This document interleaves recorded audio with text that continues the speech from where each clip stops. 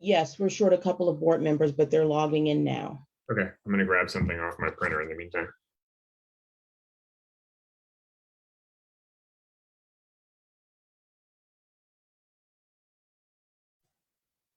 Hello, everybody. How y'all doing?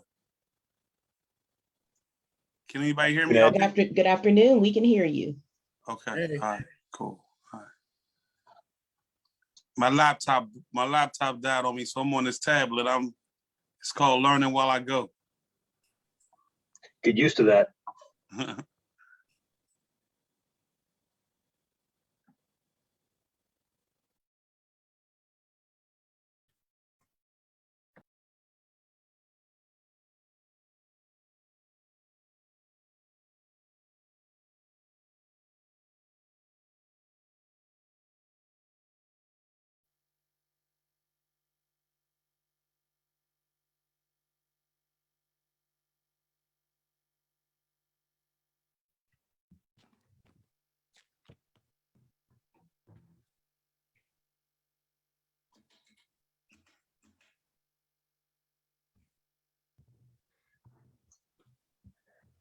Good afternoon and welcome to the special board meeting held by the URA in response to the Lower Hill development. Today's briefing will provide some key insights into the Lower Hill development by way of the FNB Tower.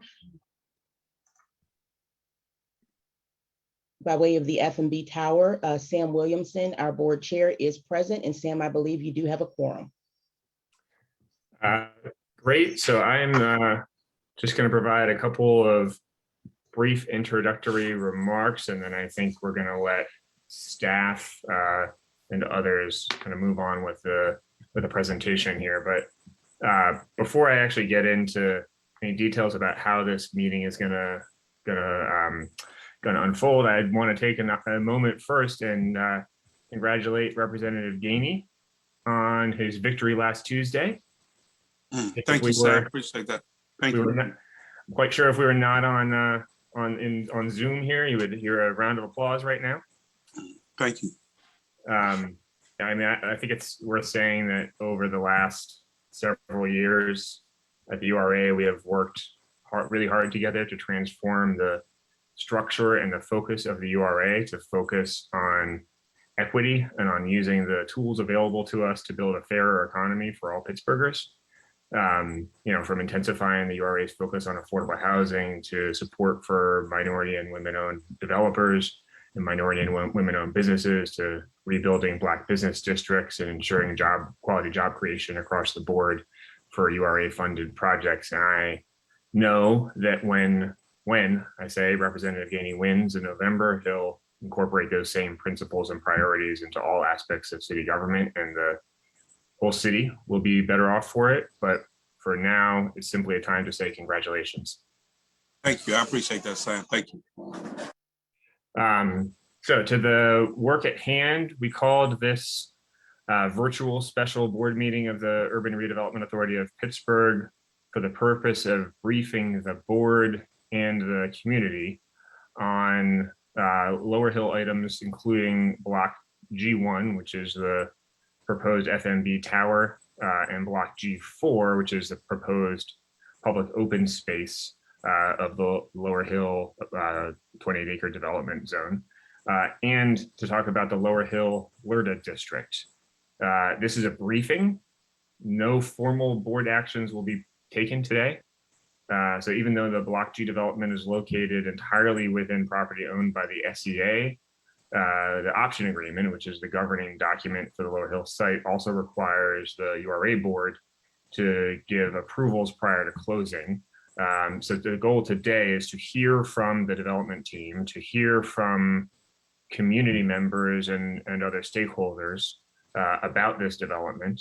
And we have provided continuing assurances that we're going to provide significant advance notice to any votes related to the Lower Hill, and several board actions are actually required before we do move forward with either G1 or G4. Those actions will not take place today, as I've said. The goal today is we want to hear the current status of the development itself. We want to hear the current status of negotiations regarding a community impact plan and how this development proposes to benefit the entire Hill District. Those are issues of critical importance to the URA leadership and I think this entire board. And then, the board itself will take time to deliberate before we hold a separate meeting for the purpose of actually entertaining a vote on these items. So there you see the agenda today. We are going to hear from staff briefings first, then a development team presentation second, and then public comment after the development team presentation. We felt like it was really fair for members of the public also to hear the development team presentation before having an opportunity to weigh in with public comment. So we put that part of the agenda last. And then after the meeting, as I said, the board will have some deliberations to take on, and in advance of a potential separate meeting where we would vote these actions. Let me just say one last thing before I turn it over, I think, to Diamante, which is that any frankly fair reading of history can only leave any of us with the conclusion that the Hill District community is owed far more than URA alone, or even any one development alone can possibly provide. But it falls to us to ensure that we are doing everything possible to make sure that the benefits of any redevelopment that takes place in the Lower Hill flow uphill and benefit the entire community in ways that will make the community and the city a better place for current and future Pittsburghers, hopefully for generations to come. So with that, I think Diamante, are you the first up? Unless any other board members want to sort of make any other opening remarks. All right, Sam, I think you did a great overview there. So I have asked Julie Edwards, who has been the lead project manager on the Lower Hill with respect to the FNB Towers blocks G1 and G4. So I've asked Julie to prepare a presentation for the board and for the public to detail where the development currently stands from a technical perspective, and to provide a general overview of the community benefit agreements and what's being proposed at this juncture by the developer. We will also display a scorecard, which is a scan of the Lower Hill Executive Management Committee's assessment of whether or not a good faith effort has been demonstrated to continuously work on aligning with the community benefits. I do want to clarify that it is a point in time representation and should not be used as a way of conflating the entire EMC's viewpoint. We did our very best to try to scan the body and understand, do a barometer check as to where folks are. But I think that the public and the board should listen to all of the public comment, as I believe that several EMC members may want to speak on their own behalf. And I think that they should have the right to do that and to represent their own voice. The scorecard that you see is the staff's response to the board's request that we give some sort of objective assessment as to alignment with the CCIP, and our best effort to try to do that assessment. We felt like it should come from the EMC itself and not be some representation of what we hear as staff feel. So want to clarify that for the public. And with that, Julie, I will turn it over to you. Thank you. Next slide, please, Dylan. And one more. Great. So it's been a little bit over a year since the board has seen this project. So we wanted to start out with a recap of what occurred at the last special board meeting in May of 2020 when Block G was voted on. One thing that happened was that staff gave briefings on several sets of guidelines. First, the draft, go back one, Dylan, I'm sorry. Thank you. First, there was a briefing on the draft Greater Hill District Reinvestment Fund guidelines. There's another briefing on those guidelines today that have been updated. Second, there was a briefing on the draft retained amount guidelines. And third, there was a briefing on the draft Hill District Housing Reinvestment Account Guidelines, the fund that would be monetized through the parking tax diversion on Block E. Next slide. The board took several actions related to Block G. Pursuant to the option agreement, the URA gave preliminary approval to Lower Hill Developer LLC, an affiliate of the Buccini Polling Group, as the redeveloper for G1. Also pursuant to the option agreement, the URA gave preliminary approval for the conceptual development plan for Block G1. And additionally, the board communicated its intent for the developer and the executive management committee to work together to reach agreement on a community impact plan that's consistent with the CCIP. Staff was further directed to provide guidance and an assessment on whether those efforts have occurred, and there will be more information on that later in the presentation, as Diamante said. Next slide. The last thing that happened in May was there were a couple other Lower Hill related votes. The board voted to amend previous resolutions to extend deadlines for Block E. And the board also voted to enter into an MOU with Partner for Work. Next slide. Okay, so we'll start off with an overview of the FNB Tower. Go ahead to the next slide, Dylan. So this is a site plan of blocks G and F. Block G will be subdivided into 4 parcels, parcel G1, G2, G3, and G4. Currently, the redeveloper is focused on G1 and G4. To the south of Block G, the redeveloper is currently working to vacate the right-of-way between Logan Street and Washington Place.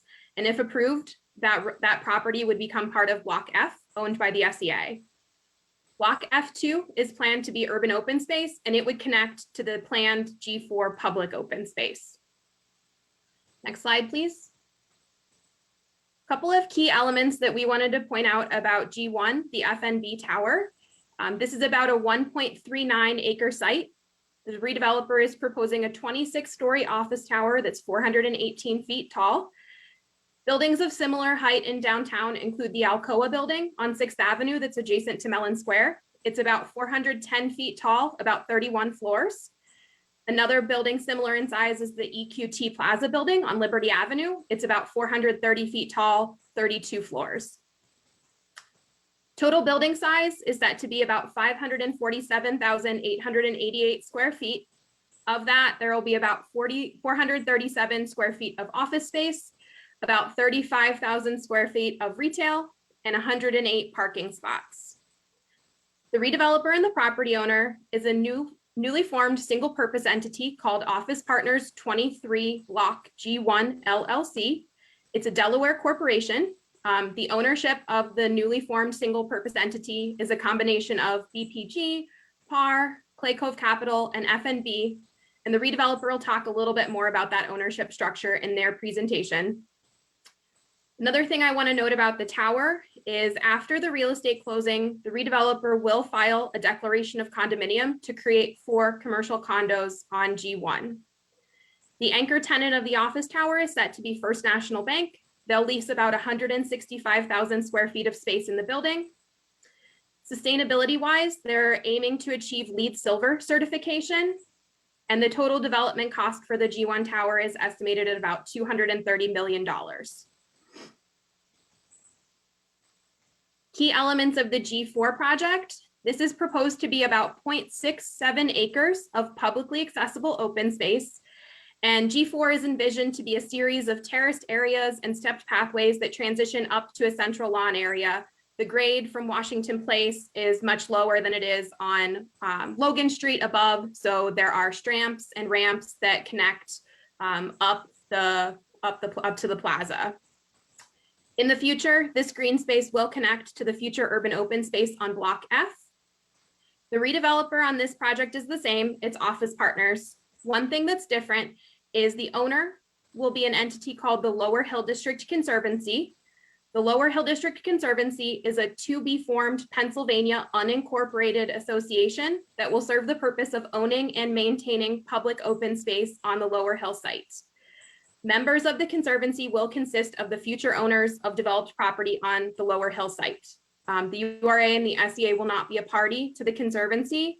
And in planned developments like this, I think it is fairly common to have an association that's formed to manage the common areas and have the owners pay an assessment. Some of the URA's developments like the Pittsburgh Technology Center, the Southside Works, and Washington's Landing all have owners associations. They're formed a little bit differently, but I think the premise is the same. There's an association that's formed to maintain the common areas, and the owners within the developments pay an annual fee or an assessment to do so. The total development cost on the public open space on G4 is about 3.3 million. And one thing I want to note about this is the URA board has not formally seen or voted on the G4 project. As of yet, redeveloper is seeking both preliminary and final approvals at the same time. Next slide, please.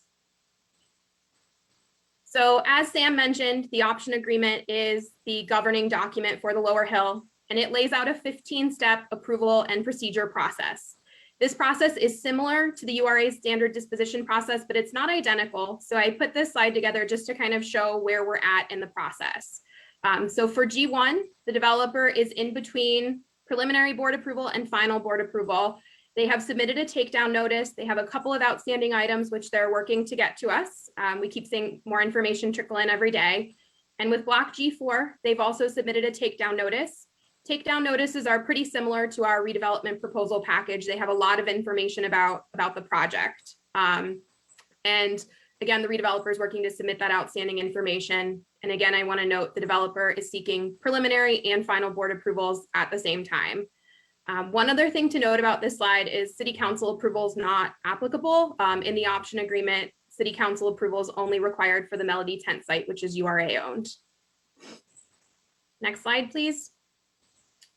So Hannah and Nathan put together what we believe are the actions that the board needs to take in June. So first we'll talk about G1 and then we'll talk about G4. So staff will be seeking 4 approvals related to block G1 at the June meeting. The first approval is final board approval pursuant to the comprehensive option agreement among the URA, the SEA, and PAR for the takedown of block G1. This action would give PAR the right to develop block G1 in a manner that's consistent with plans presented to and approved by the Department of City Planning for the FNB Tower. This is consistent with the option agreement between the URA, the SEA, and PAR, which granted PAR the right to purchase block G1 from the SEA, its current owner. This option right is subject to the terms and conditions laid out in the option agreement. The second board action is final board approval of Office Partners 23 Block G1 LLC as a redeveloper for the takedown of Block G1. This action approves PAR's designated redeveloper for Block G1, Office Partners. It gives Office Partners the right to buy the land, finance the real estate deal, have builders build the project, and manage the FNB Tower development process from beginning to end. Pursuant to the option agreement, PAR is able to act as the master developer, or it can designate one or more redevelopers for the site. So in this case, PAR is designating Office Partners as its redeveloper for the site.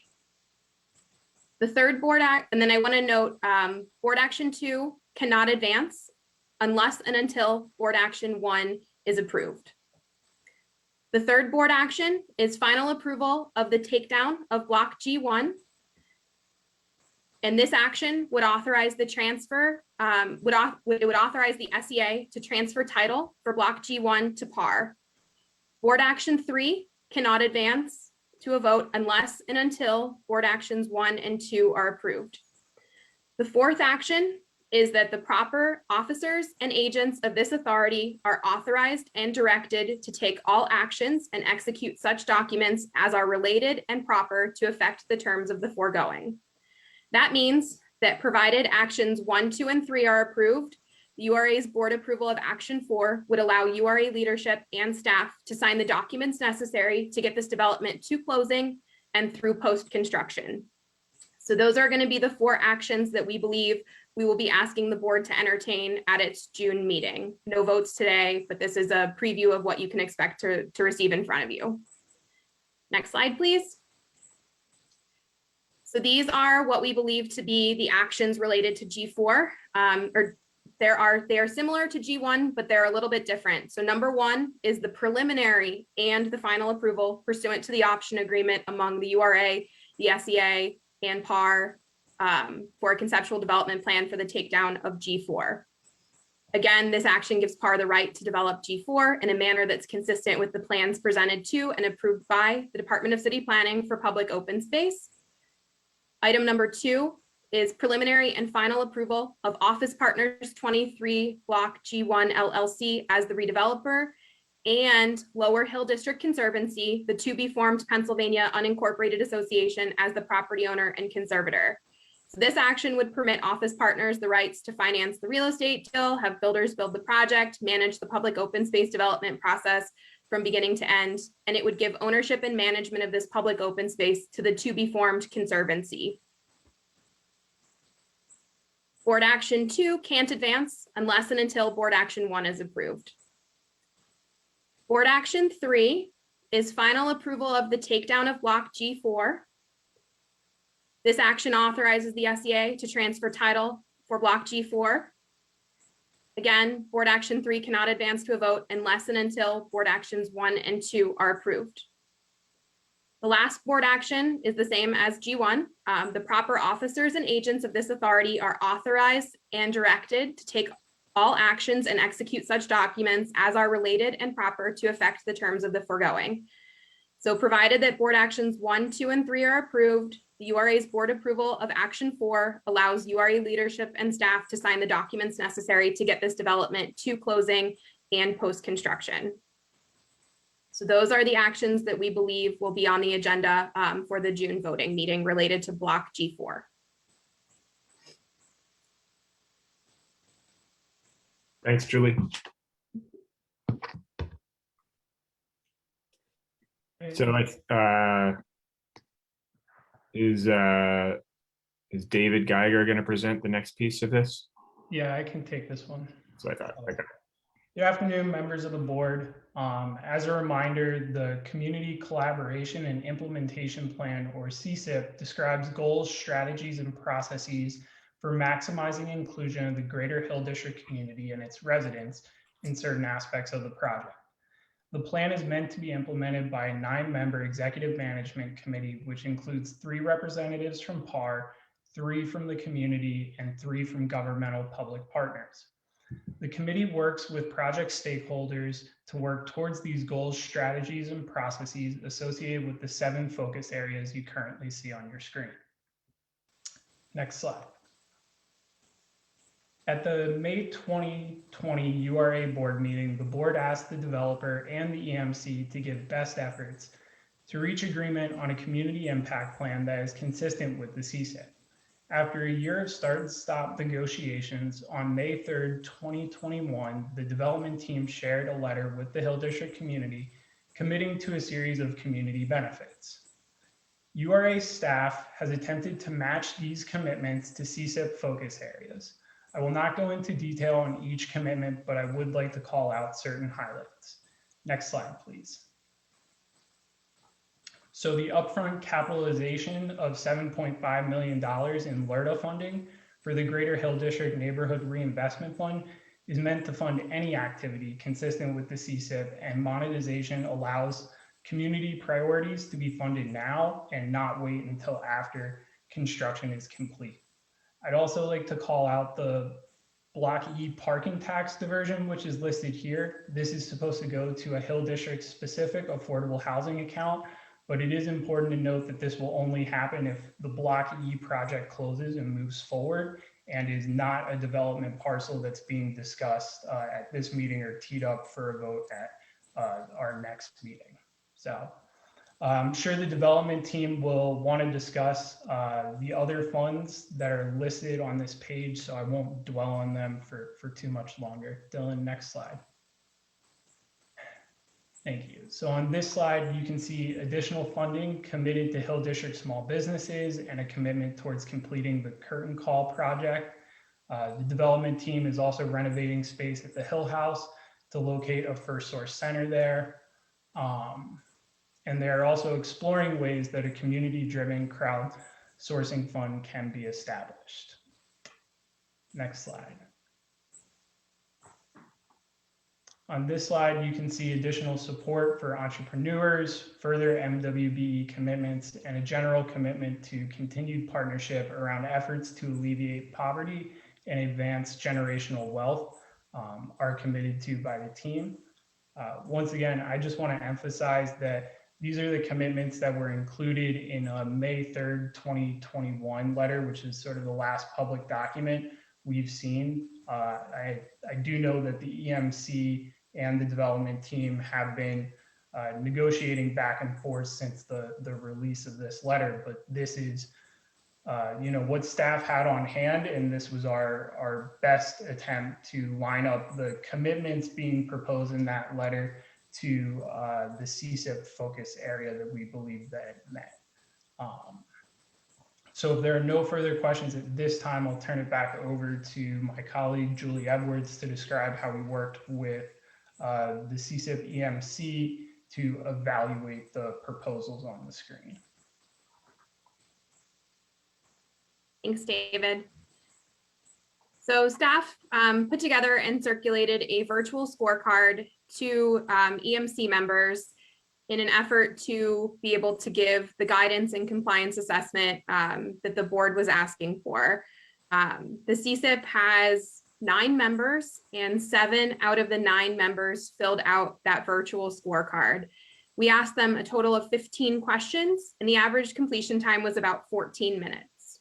Go ahead to the next slide, Dylan. So the first thing we asked EMC members to do was to score the project for compliance for each of the 7 CCIP focus areas based on the following scale. 1 means current efforts do not meet the CCIP goal. 2 would mean an unsatisfactory alignment with the CCIP goal. 3 would be satisfactory. 4, significant alignment. And 5, the project is on target to exceed the CCIP goal. So you can see in the chart below how each of them scored based on the 7 responses that we got. The project scorecard is above satisfactory on every focus area except for housing, and we don't think that's applicable because the project itself has no residential. The focus area that scored the highest is MWBE inclusion, and second was a tie between wealth building initiatives and cultural and community legacy initiatives. The cumulative average score between all of these is 3.4, so in between satisfactory and significant alignment. Next slide, please. We also asked EMC members to grade the developer's CCIP alignment efforts using a grading scale, A through F. So up at the top, you can see the key where that rust color represents an A, orange represents a B, so on and so forth. The further left it is on this chart, the higher grade it's scoring. So overall, MWBE inclusion scored the highest again. Second was cultural and community legacy initiatives.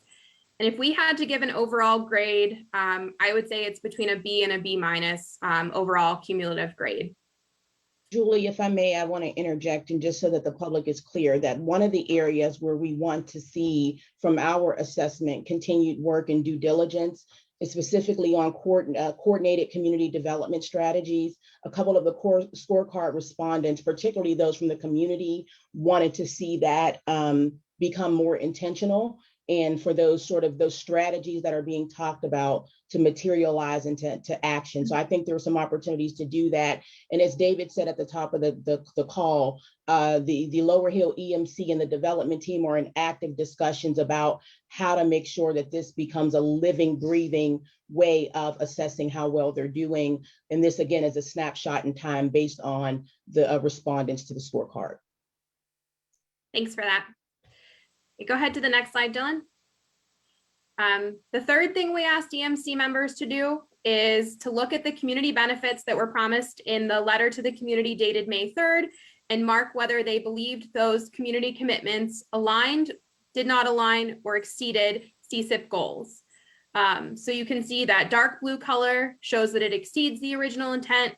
Gray shows that it aligns, and the rust color shows that it does not align. And I broke this into 2 slides just so we could fit them all and you could read them. So the highest aligning or exceeding with the CCIP is the monetization of the LERTA and the future upfront monetization of the parking tax diversion to capitalize the Hill District Housing Reinvestment Account. I'll leave this up for a second so you can look at them because there's several on this screen. And where it's noted that it does not align with the CCIP goals, I think that those may be areas where where they want to continue to have discussions with the development team. And a few of the qualitative responses were very clear that although they are providing a response to the scorecard, it does not mean that those discussions should stop or cease, and they must continue. So I just want to make sure that we're being very clear about the quantitative data that's being presented here. Definitely. All right, let's go to the next slide and look at the remainder of the community commitments. So again, that gray color shows alignment, dark blue shows that they believe it exceeds the original intent, and then that rust color does not align. I'll leave this up for a second so you can check them all out.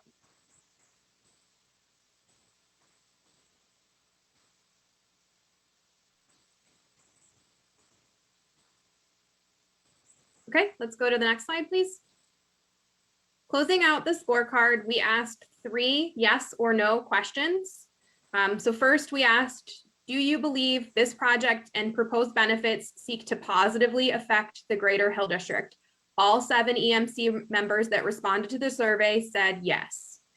We asked, do you believe that this project and proposed community benefits align with the needs of Hill District residents and stakeholders?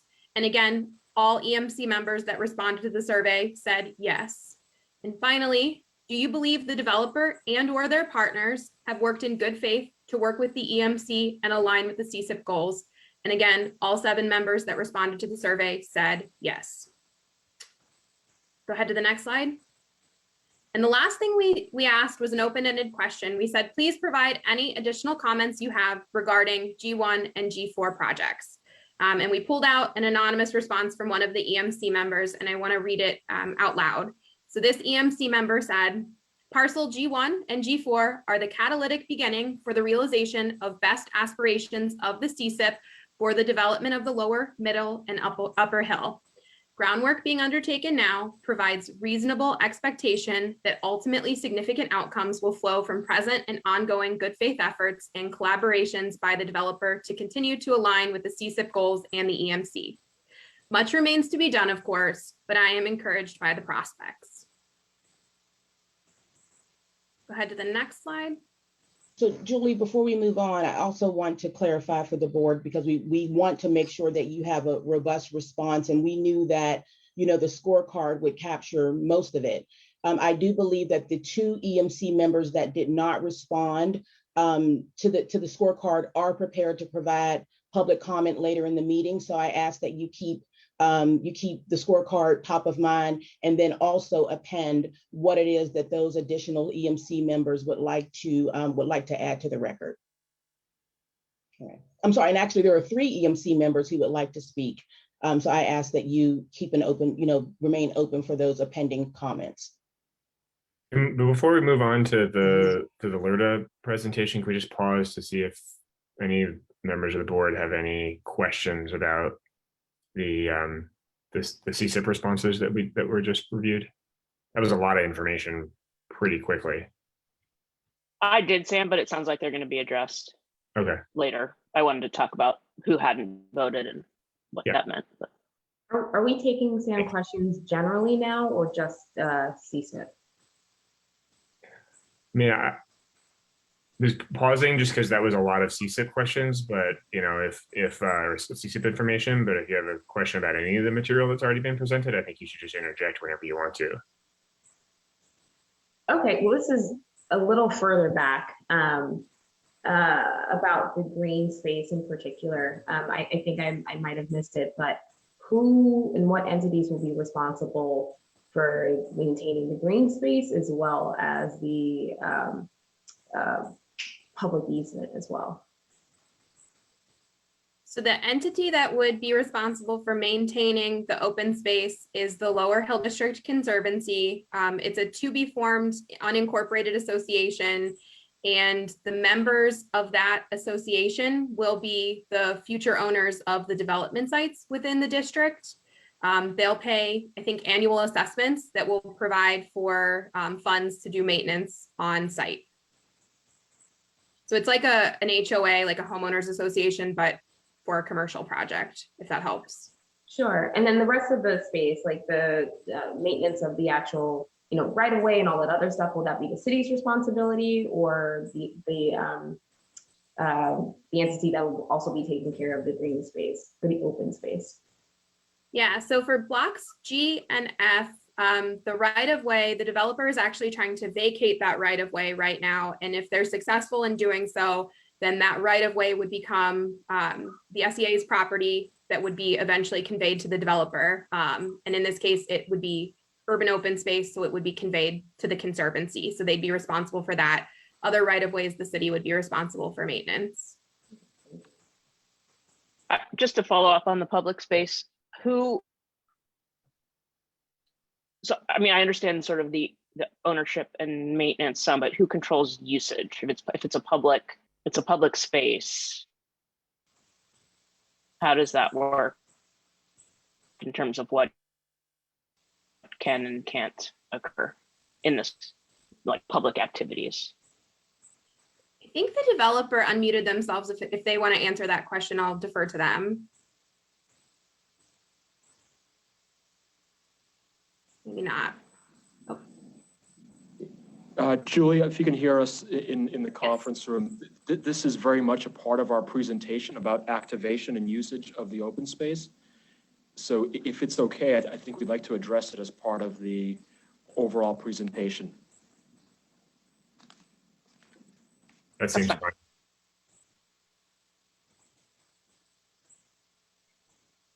And then just for clarity as well about the CCIP scorecards, we're using them at this point as just a kind of check-in to the board and community on where we stand. They're not, is it baked into the approval process, or is it meant to be more of a, again, snapshot of, are we meeting the goals and missions of the CCIP?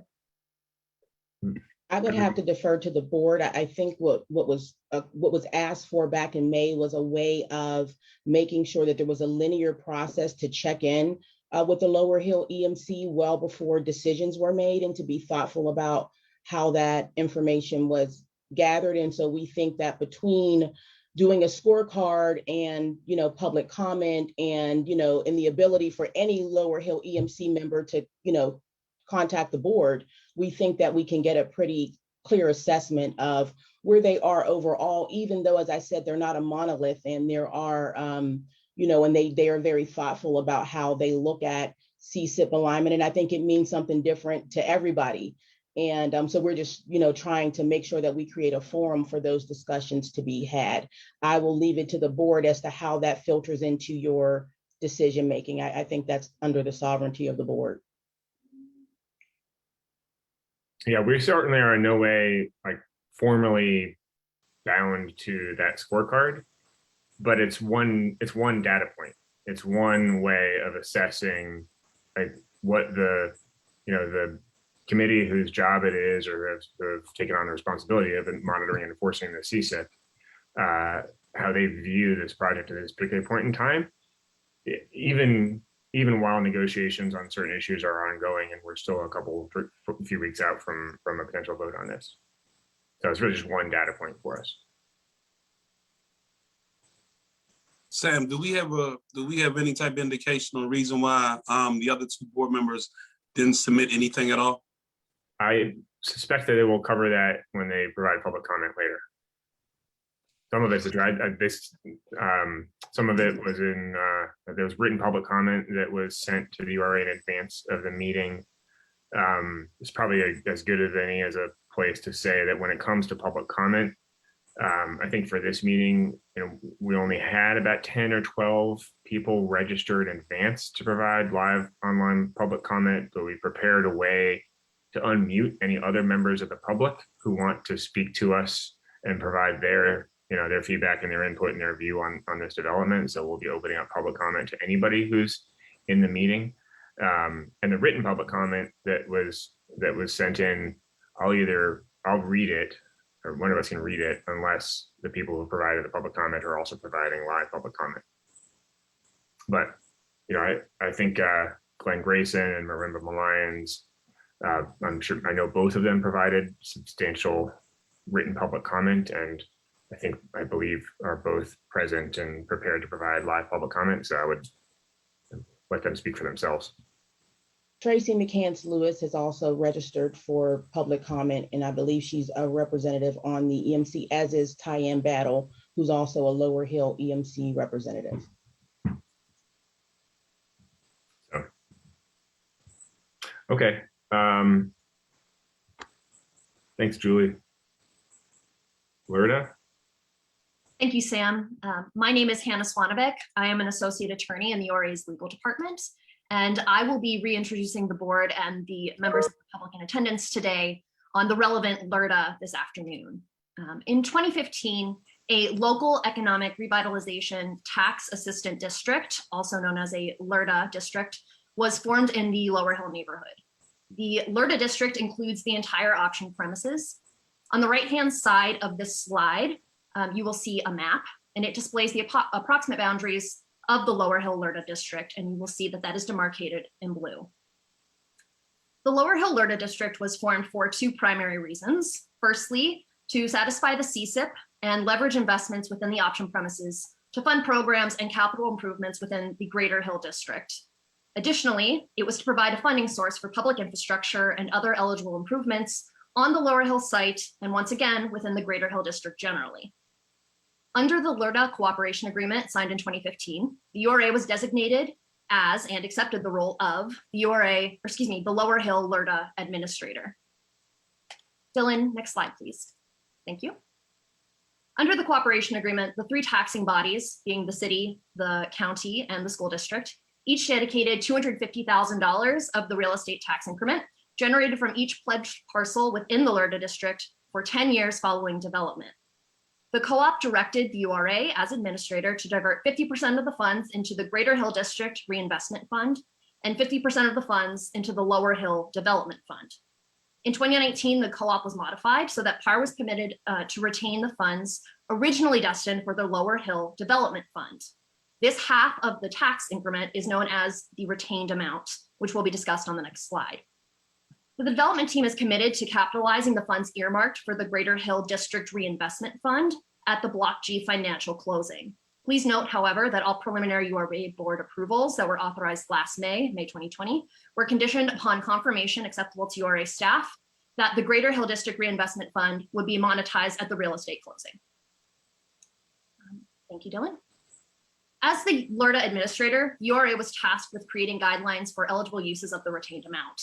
Under the guidelines presented to the URA board in May 2020, PAR is required to submit an application for proposed retained amount investments 60 days before soliciting URA board approval on the application.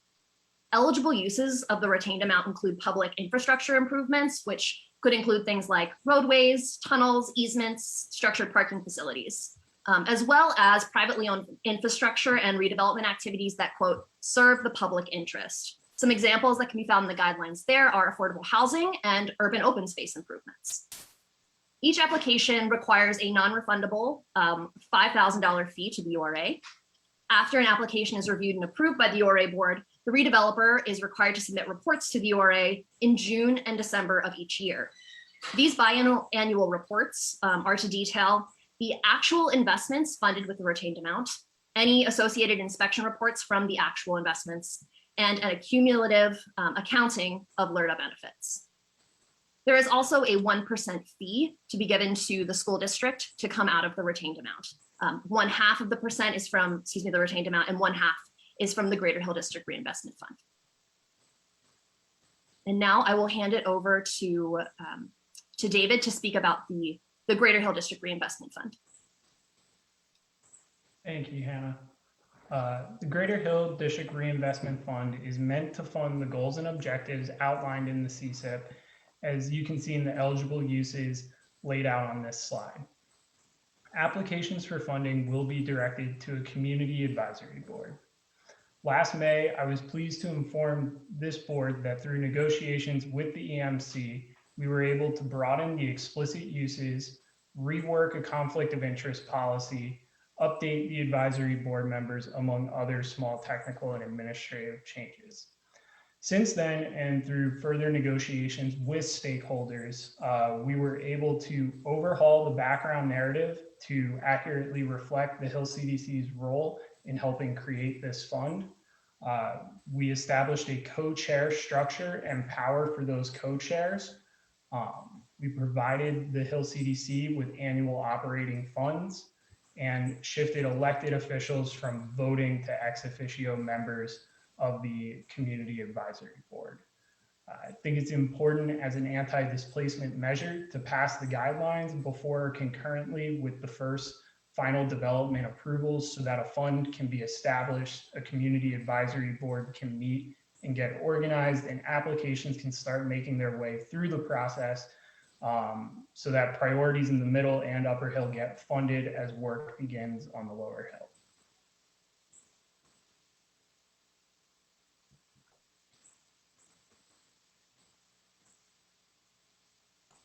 I think Julie has the next step. And Dylan, sorry, a couple more slides ahead. Dylan, if you'll go to the one that just says LERTA at the top, it lists the board actions to be considered in June. I think it's like 2 or 3 slides ahead. There you go. Good. So these are the future actions that we believe will be taken at the June meeting in regards to the LERTA. The first one is authorization to amend the LERTA by entering into a first amendment to the Declaration of Restricted Covenants, and authorization to accept funds and execute any documents necessary for the authority to administer the LERTA pursuant to the co-op. If approved by the board, this action would allow URA staff to update the recorded LERTA Declaration of Restricted Covenants to reflect the 2019 letter agreement that permits PAR to keep 50% of the real estate taxes generated on future Lower Hill site development, which is the retained amount, for the eligible uses that are identified in the retained amount guidelines. The second action is approval of the Lower Hill Local Economic Revitalization Tax Assistance District retained amount guidelines. If approved, this action would set forth the eligible uses of the retained amount and the processes which PAR must follow to utilize the retained amount. LERTA board action number 2 must be approved prior to or simultaneously with number 3, which is approval of the optionee's application for the proposed retained amount investments. We just received a detailed outline of their proposed uses, I think last night, and we'll be looking over that in the coming days for its compliance. And per the draft guidelines, the URA needs to approve the uses of the LERTA funds prior to the start of construction. The fourth board action to be considered is approval of the Greater Hill District Reinvestment Guidelines. And if approved by the board, this action would result in the adoption of the guidelines for utilizing the LERTA derived funds not retained by PAR for the reinvestment fund. Fund monies shall be made available for eligible projects and investments in the Hill District community. And then this fifth action is the same authorization that was presented to and adopted by the board in May of 2020, that it is the intent of the authority that the redeveloper and the executive management committee of the CCIP give their best efforts to reach agreement on a community impact plan, and that such community impact plan is consistent with the CCIP and with the community impact plan put forward by the development team in April of 2020. Again, URA staff will provide guidance and a compliance assessment to the board to assist in assessing whether such efforts have been made in advance of future votes. So those are the 5 actions that we believe need to be considered at the June voting meeting. And that concludes the staff presentation. Great, thank you very much. So now we're going to hear from the development team.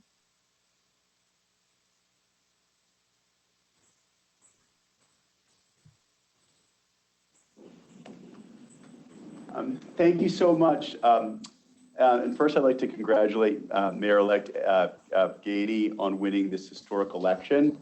We look forward to working with you for many years to come and meeting you in person. Very excited to advance the takedown of G1, G4 parcels for the FNB Financial Center.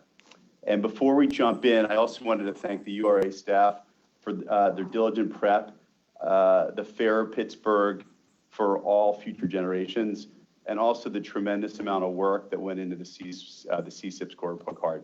Thank you very much for that. Very, very appreciative of it. If we go to the next slide, it's an overview of the team. Thank you so much. And just some of that are in the room today. My name is Chris Buccini. I'm president of the Buccini Poland Group. We have Bomani House, who is our VP of Development and leading our Pittsburgh office. My partner, Amici Aka from Clay Cove Capital, and Boris Kaplan from Buccini Poland Group as well, and Craig Dunham from Dunham Regroup, and Becky Landome from Buchanan Ingersoll. We also have, not in the room with us today, other members who are here, including members from the Gensler architecture team who are here to answer questions, as well as Dr. Kimberly Ellis, who works with the Buccini Poland Group and is our Director of Community Engagement. So very excited to introduce this team to the URA today.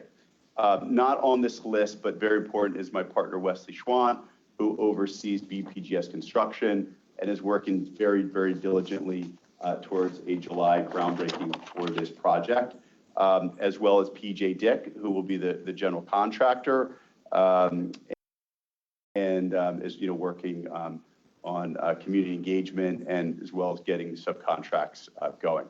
If we go to the next page, please. We've been busy since we were last in front of you all probably a year ago. I think it was May of 2020. A few of the highlights. This is a fully financed project. So of the $230 million, 100% of that is accounted for. We're very proud to be partnered with FNB Bank, who will be providing a senior loan of $170 million. This is without a doubt one of the largest office construction loans in America right now. And as I'm sure everyone can understand, in the middle of a global pandemic, there just aren't a lot of office building construction loans out there. So very proud of their commitment to this project.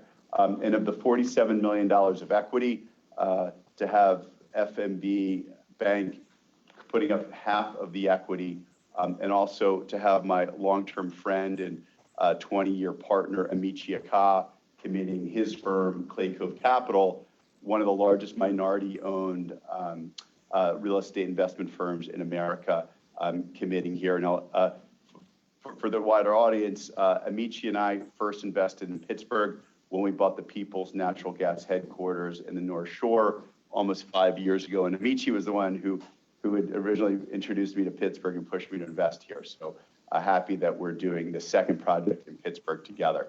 And the LERTA is, it's been a lot of work getting this, the monetization of the 10 years of real estate taxes monetized day one, and FNB is providing that financing, which we will guarantee to the bank, and that'll happen at closing as well.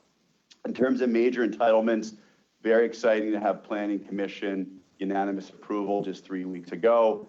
Environmental, DOMI, stormwater is all as well, and we have applied for our building permit as well for this project, and sent in the fee and the permit. We have spent $5 million on the project to date.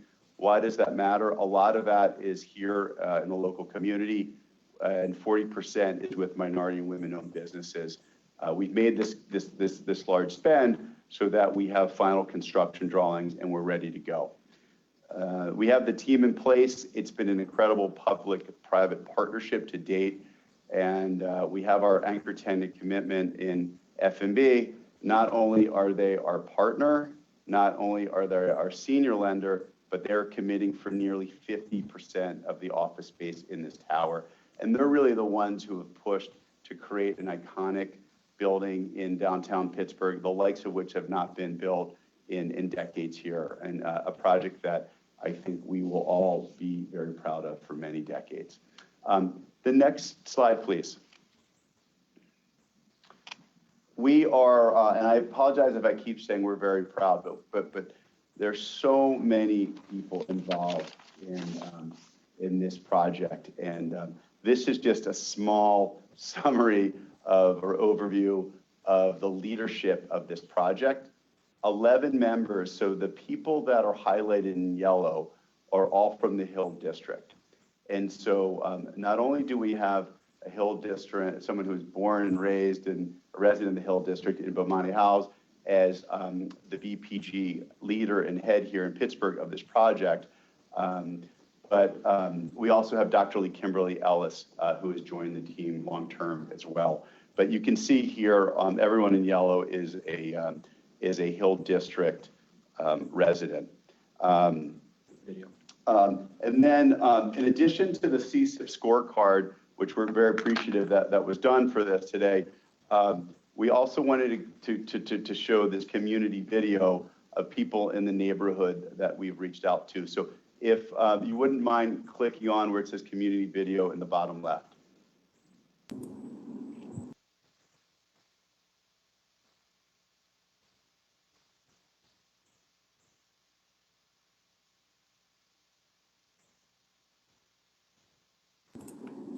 Hey, Dylan, there's no sound.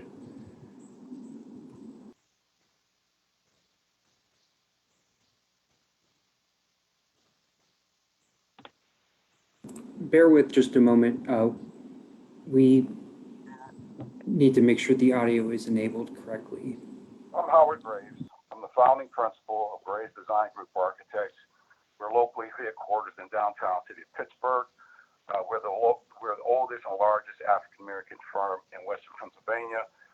We had an opportunity to engage with the Buccini polling group, who essentially invited us to the team, along with Gensler. We are working directly in concert with Gensler on the FNB Tower, which has various aspects to it. One of which is to create a community space along the historical corridor of Wiley Avenue. It's the opportunity to bring a vibrant community back that had been there previously.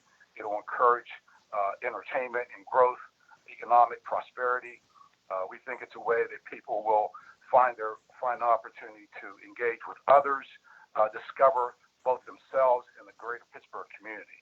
We think that the outreach that occurred by the BPG group with the local community has been stellar. I think a lot of partners are very grateful for the level of output, the level of minority participation on the project, which is unprecedented in the city of Pittsburgh.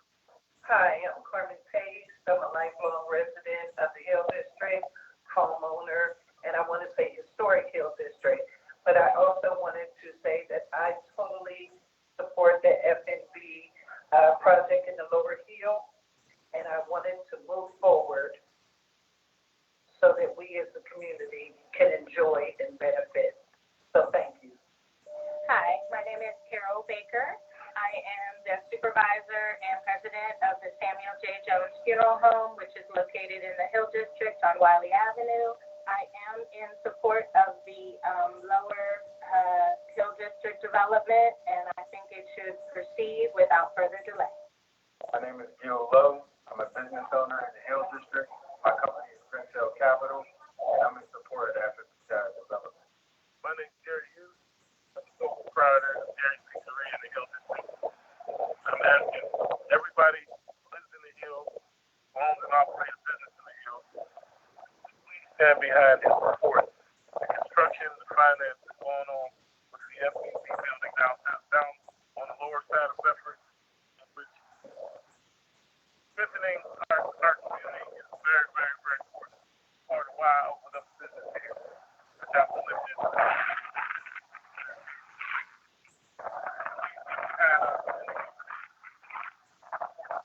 My name is Lorraine Munson. I'm a Hill District, longtime Hill District resident, and I'm full support of the Lower Hill project going forward. Now, hello, I'm Marcia Scott. I'm a lifetime Hill District resident. I am in support of the FNB project moving forward without delay. Hey, how you guys doing? I'm Steve Rucker, owner and operator of Rucker's Electric. Hey, I'm in full support of FNB Tower moving forward in the Hill District. I've been a long time resident of the Hill District myself for some years. since I was born, actually. But definitely in full support of FNB Towers moving forward in the Hill District. Thank you. Hello, I'm Tanya Ford, a lifelong resident of the Hill District. I am in full support of the FNB project, and we are ready to move forward. Tiffany Kenny, I'm a homeowner in the Hill District, and I am in support of the FNB project, and we want the Lower Hill to move forward. Hi, Gail Felton from Separate Dwelling in the Council of Affordable Housing, and I'm definitely for the FNB to move forward. Thank you. Hi, my name is Pamela, and I'm a Hill District resident, and right now I'm living in a family property, and I'm in full support of the FNB project going forward immediately. I am Phyllis Daniel Lavelle. This testimonial is for the City Planning Commission. I am an Upper Hill District resident. I am a Hill District business owner. I also serve as the volunteer president of the Shenley Heights Collaborative. The Shenley Heights Collaborative is the recognized community organization for the Upper Hill District of Pittsburgh, also called Shenley Heights. I am speaking to the FNB Financial Center. I would encourage all who have anything to do with making this project go forward to do so and to send it forward immediately. I say this because I believe the area deserves redevelopment. I say this because the benefits that are to come to residents in terms of jobs, housing development, business development, all of these are urgently needed by our community.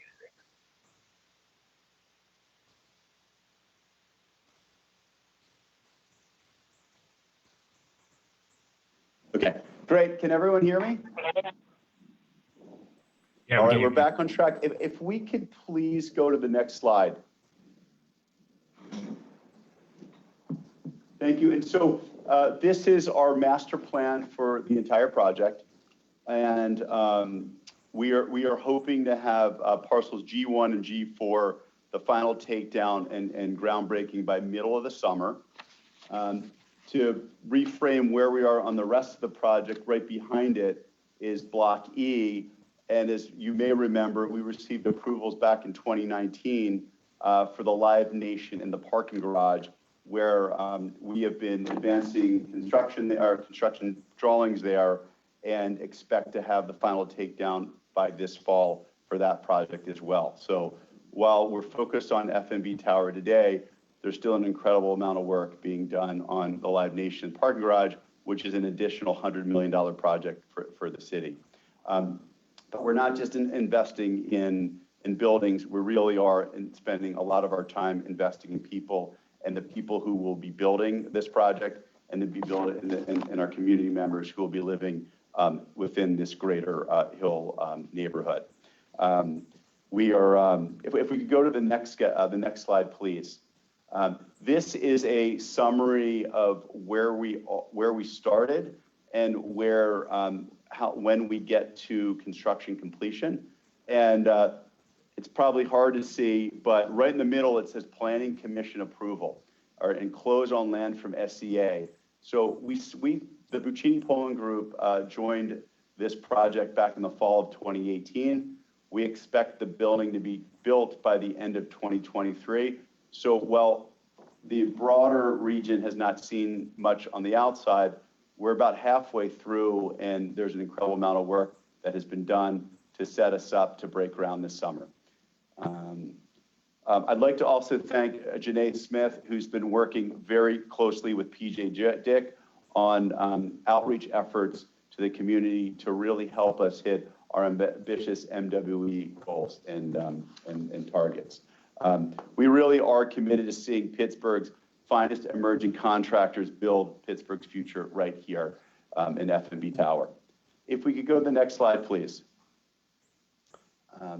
This is just a quick summary of where we are. As I mentioned, Planning Commission FLD approval occurred earlier this month, and we expect subdivision of Block G and the traffic study approvals in the next few weeks. So we're very far advanced. We can go through the next slide, and then to the next slide, please. We have been incredibly excited about this project from day one. We came in at VPG when the PLDP was already approved for parcels A through G, but we really believe this to be one of the most important development parcels in the United States because of the size of it and it being in Pittsburgh. But we also think it's going to be one of the most exciting projects in Pittsburgh because of the historic legacy of what occurred here and the opportunity for BPG and our entire ownership team to do something that the whole region is very proud of, and really the historic reconnection of the Hill District and the Lower Hill. If you could go to the next slide, please. Okay, great. And this is just to reframe, and I think this was showed earlier, of G1 and G4. You know, if you look at it, this is really 2.5 acres out of 28 acres. So this will be the catalyst for the other, call it 26 acres, which we think will be built fairly quickly once this catalytic project comes afterwards. And with that, I'd like to hand it over to Dr. Ellis. Good afternoon. Next slide, please. Thank you very much, Chris. So one of our themes for this project, and actually I'm going to speak a little bit louder because I heard that I was sort of low before. One of our themes for this project is to honor and repair. Our National Poet Laureate Amanda Gorman says in her poem, "The Hill We Climb," that it's the past we step into and how we repair it. So the question is, how do we honor and help repair the historic Hill District with this particular development? It's time to tell a new story about Pittsburgh and of this land, the historic Hill District, and the Lower Hill District in particular. In 1829, a small set of Black families settled upon the hill. This picture is actually from 1935, but it gives you like an indication of what it was like to kind of live in the Lower Hill and to create this community. At the time, it was known as Prospect Hill, Little Haiti, and Arthur'sburg. It was an attractive settlement with a good view, and they had found a sweet spot. This community hosted Martin Delaney, who arrived in 1831 and was supported by this free community and served as the basis for him studying and becoming a doctor, an abolitionist, an entrepreneur, a freedom fighter, and a U.S. military soldier. Some years later, white families began to settle in the area as they also found it desirable. In 1840, William Penn bought the farmland in the Middle and Upper Hill. So it's important to understand that these sets of families were free, and many of them were the ones that created what we now know to be the Underground Railroad, which is a very proud and progressive history of the city of Pittsburgh. Next slide. This is a picture of the Colored Convention in 1841 in Philadelphia. But there were colored conventions held all across the United States during the period of enslavement as activists and organizers sorted out how to end slavery and decide where they wanted to live and to make this country a, quote, more perfect union. In Pittsburgh, the Anti-Slavery Society welcomed people such as William Lloyd Garrison and Frederick Douglass, and Pittsburgh's African-American community hosted its own colored convention in 1843 at Bethel AME Church. The 1850 Fugitive Slave Act is the reason why so many Black people departed Pittsburgh en masse, but there were free Afro-Americans who stayed and they left a community here. Next slide. Perfect. During the late 19th century, immigrants began flowing into what we now know to be the Lower Hill. Upon exiting the train station, they came. The Irish, the Italian, the Jewish, the Russian, the German, the African Americans, they all came and settled upon a new life in Pittsburgh, Pennsylvania, and in the Lower Hill District. The Irene Kaufman Settlement House, later to be known as the Hill House, became a necessary focal point. It's important to note that the African Americans coming up from the South were meeting the older Black community that had been here. Soon, the Lower Hill seams were bursting and there was some urban decay, but still hopeful people making the best of the area. After World War II, there were many discussions by the federal government to renew American cities and engage in what we now know to be urban renewal and urban redevelopment. Pittsburgh was the first to be chosen, and I know that this history is not new to you all, that Pittsburgh created the Urban Redevelopment Authority, the first in the nation, in order to receive those federal funds. Unfortunately, the plans that were made only partially came into fruition. This is a picture of one of the original designs of the Lower Hill Arena site. So I want us to just take a moment to pay attention to what was promised versus what was delivered. Next slide. The Civic Arena was built with only one apartment building, created from the 20 or so that you saw in the previous picture that were meant to be constructed. African Americans were hired to demolish the area, but not hired to work on the innovative Civic Arena. Eminent domain could have been handled much better. Many of the persons who lived in the Lower Hill found the process to be dissatisfactory, and African Americans were the last ones left. Intention in a development matters, and everything begins with design. So what did it mean to have then City Councilman and URA member George Evans say that, quote, there would be no social loss if it were all destroyed? Pittsburgh's first redevelopment plan did not just fail the African American community, it failed the entire city. But it did so in our neighborhood. And so it matters even more now that we have City Councilman Daniel Lavelle, a present Historic Hill District resident, and someone such as Diamante Walker as Deputy Director of the URA, who is also a present Historic Hill District resident. It matters to have a responsible and informed URA board such as yourselves, as well as the city's Planning Commission. Next slide. I want to draw your attention to these protests that happened outside of the Civic Arena. And you can see the corner of the Civic Arena in the picture in the upper right corner. These protests were made because promises were broken. I don't think that there were any signed agreements at all. On the left hand side is Frankie Pace of the Citizens Committee for Hill District Renewal, who helped organize a boycott with other Hill and national organizations, including Martin Luther King Jr.'s last campaign, the Poor People's Campaign, and made it known with a billboard which read, "Attention URA, no more redevelopment beyond this point. We demand housing for the Lower Hill." The city did build low-income housing. In fact, a disproportionate number of public housing was placed in the Historic Hill District, but not much more.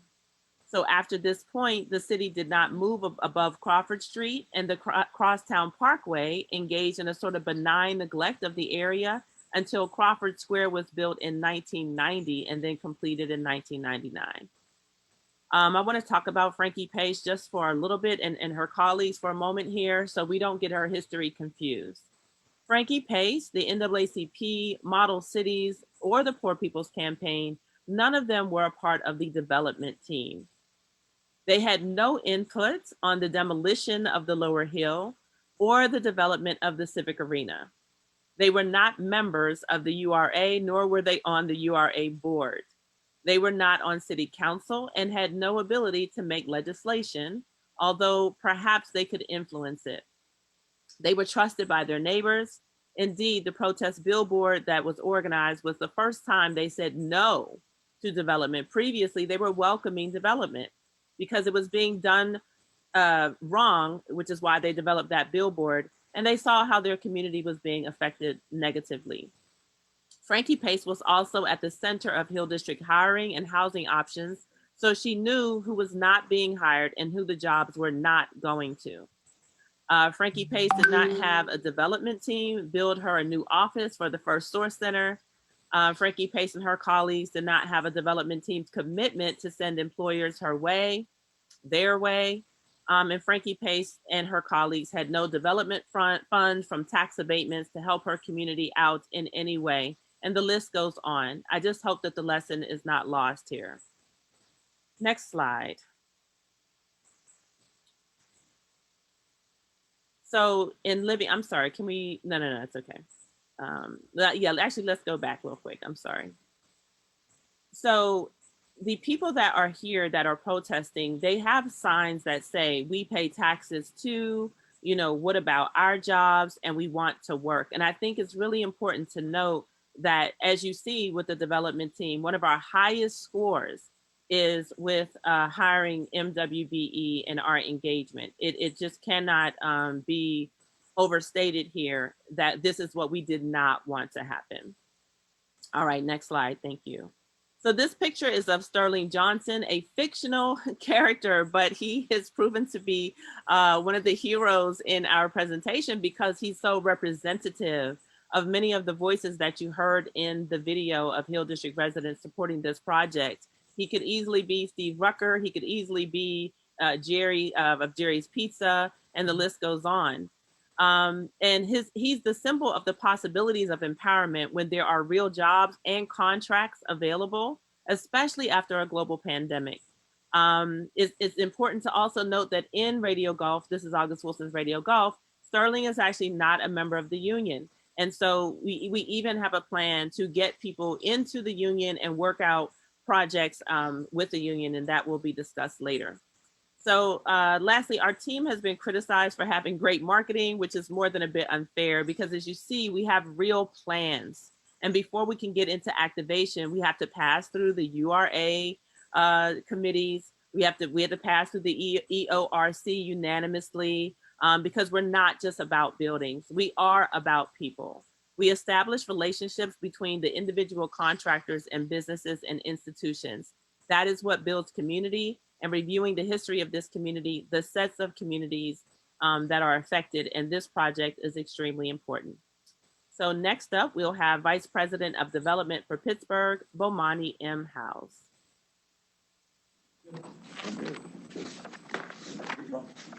Good afternoon, and thank you, Chris and Dr. Ellis, for your comments. The historic context is incredibly important. I want to talk about the economic impact of our plan.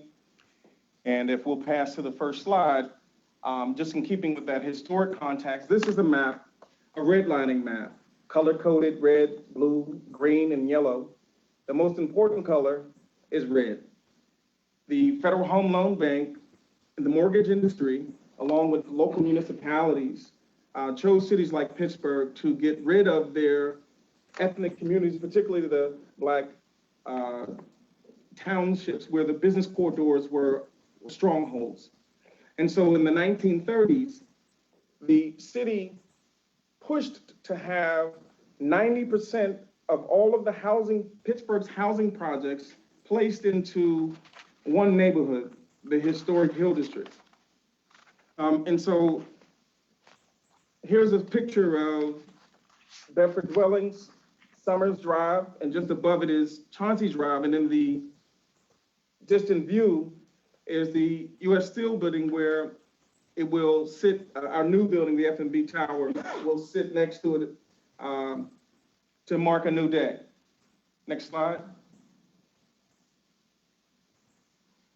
I want to talk about the 4 economic buckets, the household incomes, the median household incomes that many of our people still, as a result of the redlining, live in.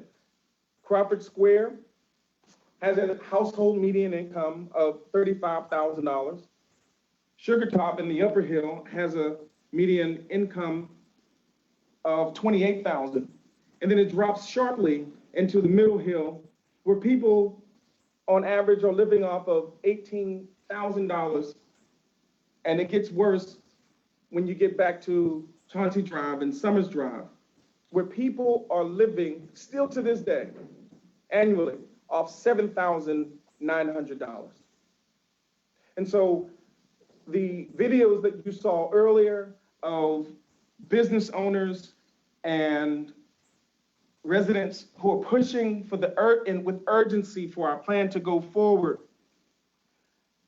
They've been serving as milestones. These voices serves as mile markers and guideposts to let us know that we are headed in the right direction, because we are representing plans that will help to push people out of poverty and onward to prosperity.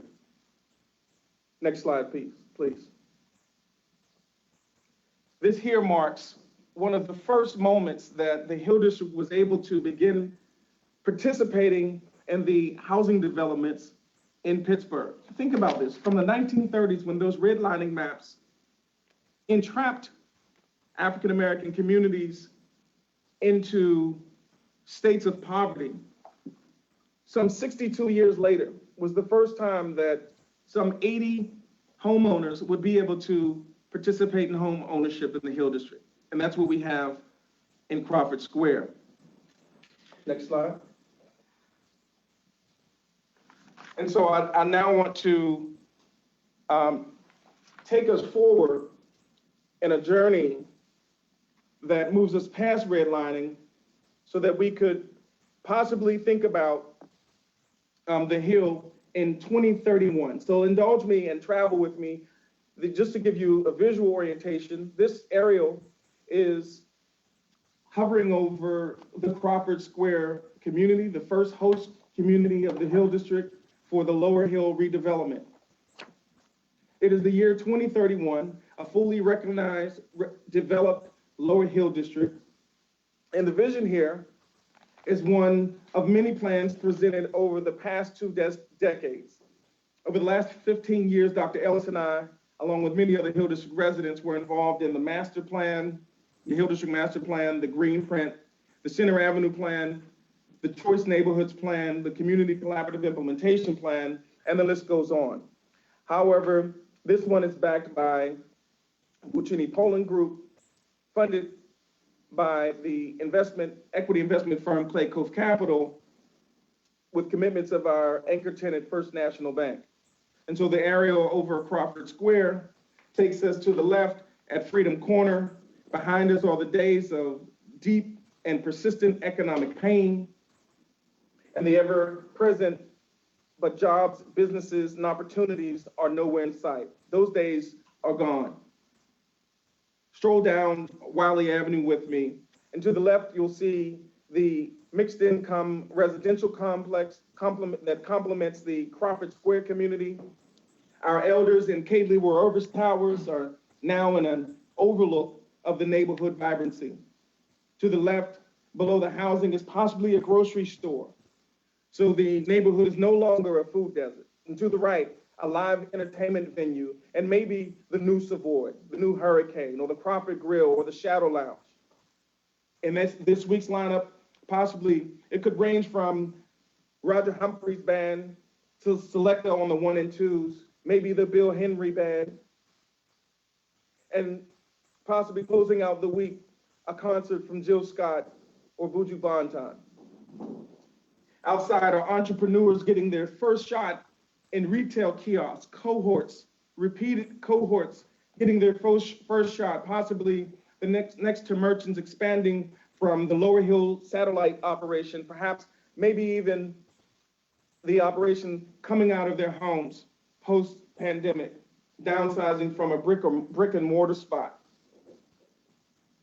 The Logan Street Festival welcomes the annual Juneteenth festival in the open space. You have your choice of all types of restaurants and lounges, sports bars, overlooks to enjoy Pittsburgh's beautiful skyline, local art installations etched into the design of this hallowed space of the Lower Hill, because the cultural legacy plan demands it. It begins with this approval, this pushing forward, as the Equal Opportunity Review Commission has done so, as the City Planning Commission has done so, and all of our residents and business owners who are behind us saying, let us push forward so that we can revitalize the Lower Hill with this first project, with the First National Bank Tower. Next slide. And so I want to turn it back over to Chris Puccini to just talk a bit about our focus areas in the CCIP, the Community Collaborative Implementation Plan. And just to this slide here just demonstrates that signatures are behind our commitments. Next slide, please. Thank you, Bhavani. And as Bhavani was just showing, that is a signed statement of affirmation. What I'm going to talk about next is our community impact plan that we think is one of the biggest and boldest in the United States.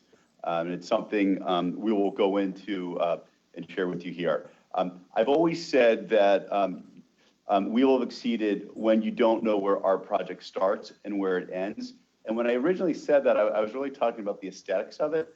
But as I became more and more involved in this project, in the history of the Hill District, I realized that the same was true for the economics, where you wouldn't know economically where our project started and where it ended. So therefore, for our project to succeed, the middle and upper hill must succeed also. The foundation of our economic plan is twofold. One, BPG has a history of always making our communities our partners, assessing their needs and figuring out how we can work with them.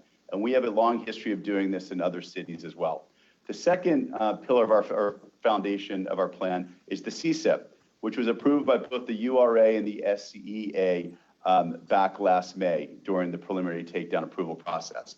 I personally, what you see on the screen is a screenshot of something that's much more detailed, but I personally drafted the summary of this community engagement plan and the corresponding term sheet, which are on the screen. I wanted to document and make it very clear as day what we could do and what we couldn't do. And on the right is a summary of every pillar of the CCIP broken out by both Block E and Block G with bullet points and dollar amounts. So there would be no hiding. It would be very clear to have a place for conversation based upon data. I wanted to show what was both commercially feasible, but also ethically what we could do as well. And most importantly, I had to document something that I knew I could stand behind, that all of us could stand behind. And it's always been our ethos to underpromise and overdeliver. We have a 25-year reputation at BPG of always doing what we're saying we're going to do, and that is not going to stop here.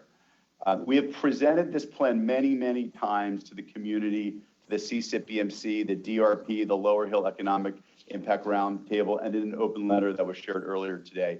And we have posted it on a website for all to see. And I have repeatedly said I'm ready to countersign this term sheet and this summary. This summary is, and I probably should have started with this, represents over $50 million of direct community impact to the Hill District. And that is before you take into account any of the tens of millions of dollars of job creation that will occur here. So when I say we believe this to be one of the strongest in the country, it's based upon that. The magnitude of this plan is like any development project in the history of Pittsburgh, ever within the state of Pennsylvania. And quite frankly, we've never found anything of this magnitude in the United States. This is something we all in Pittsburgh should be very, very proud of. And I also find it very compelling that this is the site first chosen in the nation to create the urban redevelopment. And now here we are back 70 years later to do it again in the same spot. I've often been asked, how will this project help the people of the neighborhood? And so on the next slide, if you could turn, I have summarized and broken out between day one and ongoing. And a lot of this was stated by the URA staff or highlighted earlier on before we got on. And so I don't want to spend too much time here, but a few highlights. Most importantly to me, our team is now led by 2 residents of the Hill who have been helping shape this plan to date and will shape this plan for years and years to come. $7.5 million will go day one into the Greater Hill Reinvestment Fund. This is cash. It is not controlled by the developer, and it will be solely focused on projects in the middle and upper hill, not in the lower hill. The FNB, I truly don't think we could have a better partner in FNB to have a bank here with their balance sheet and their ability to do things for the Upper Hill, I think will truly create transformational wealth creation for the Hill. And I won't go into the detail of all the different things that FNB has committed already to do, and we haven't even broken ground yet. And a huge part of this is the ongoing job creation that will happen during construction of this first phase, but during the construction of all the subsequent phases and the operations that will go from here on. The first source center is done construction. I know we were moving in furniture last week, and this will be our hub of job creation, and we've committed to support it for the next 10 years of development. That's just day one. Ongoing, earlier this month, FNB has increased its commitment to $25 million of investments in the Middle and Upper Hill. This is after its over $250 million investment in the Lower Hill. We will be putting $8 million into the Greater Hill Housing Stabilization Fund to revitalize and rehabilitate homes in the Middle and Upper Hill. We made a commitment to repair and maintain the Freedom Corner, and we have $2.5 million going into developing open space, and that's just the first half. We will then be putting another 2.5 in subsequent phases. In conclusion on this part of our presentation, Clay Cove Capital and BPG aren't just making promises. We have a 25-year track record of success. And we personally, Amici and I, have made a minimum of an 11-year commitment to this investment as well. I am personally, and when I say personally, not corporate-wise, I am personally guaranteeing this $180 million construction loan. That is how much I believe in what we are doing in this project.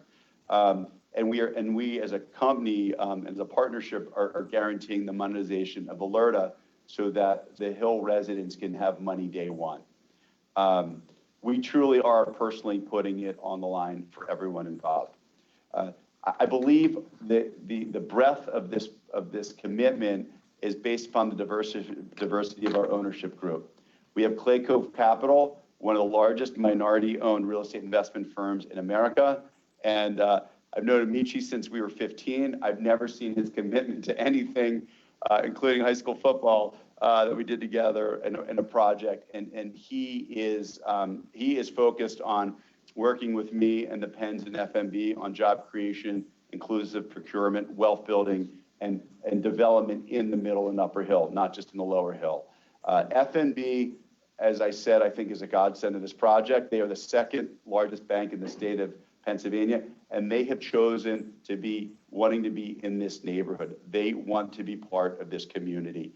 And they have a long history of working with the Upper Hill community.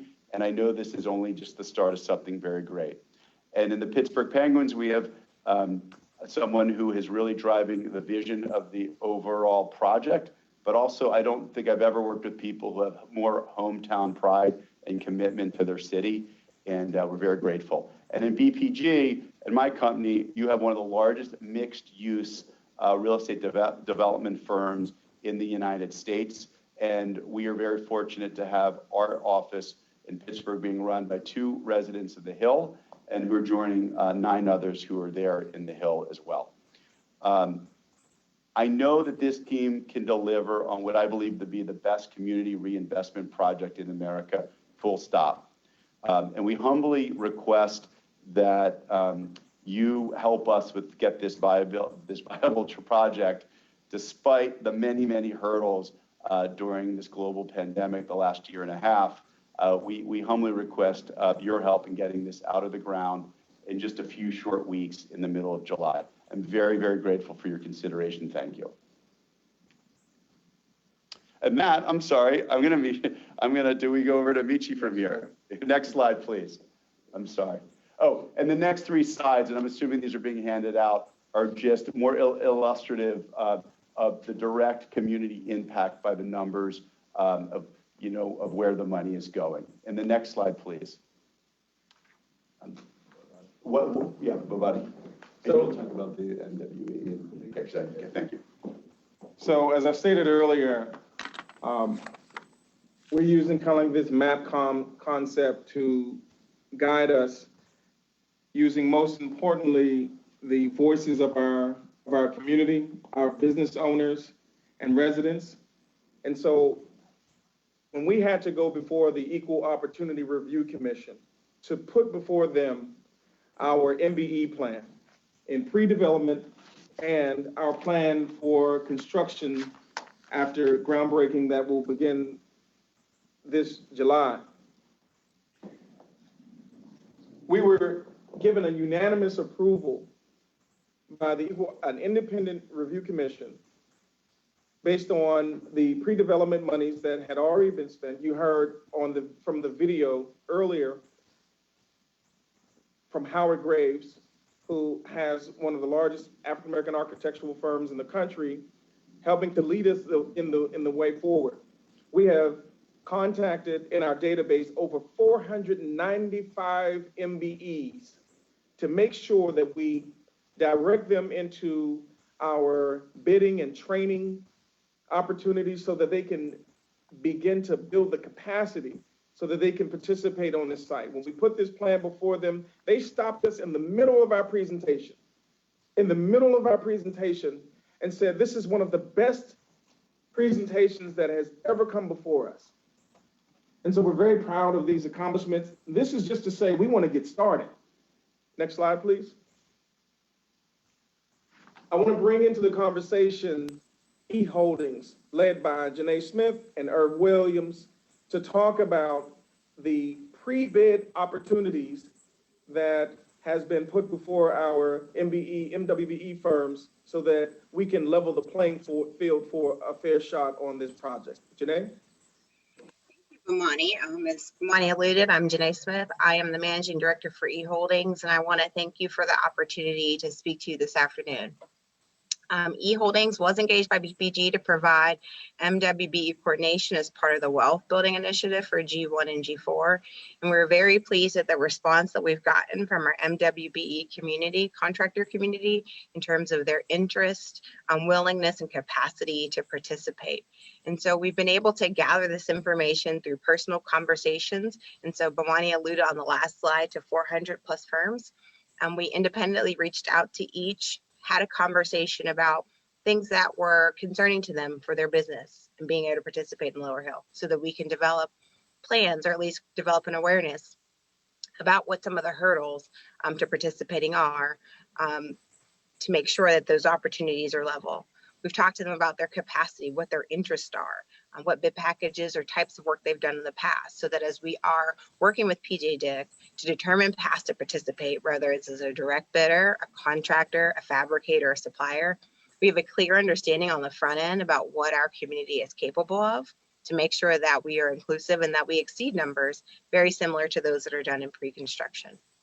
And so a series of information sessions have been set up. Some have already happened and some are in the future to make sure of a few things. One, that information is transparent and clear and available to those who are interested in bidding. Two, to make sure that MBE and WBE firms have the opportunity during these bid sessions, like that are on the screen right now, to share with the majority firms what their capacity is, what their skills are, and how they like to participate so that we can have a two-way dialogue between our MWBE contractors and our majority contractors. And so we're going to continue to advocate for our MWBE needs and their concerns, understanding the tools that they need to be supported, working with BPG and the other project partners to make sure that those tools are aligned, and to continue to monitor the progress and the results.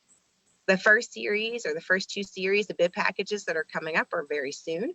There are going to be bid packages released in the month of June. We did have an information session, which is alluded to on the next slide, May 20th, to outline the important services, trades that would be considered as part of that bid package. And then there'll be a follow-on bid package released in early July. Next slide, please. If an MBE or WBE is out there and they have not heard from us in one form or fashion, I encourage them to reach out.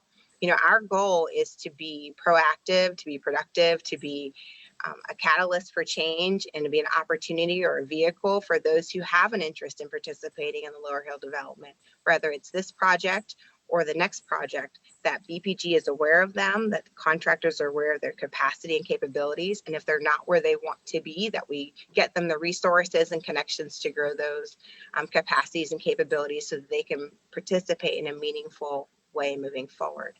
And so with that being said, and with a discussion of participation, I'd like to return it to Bomani to talk about workforce development.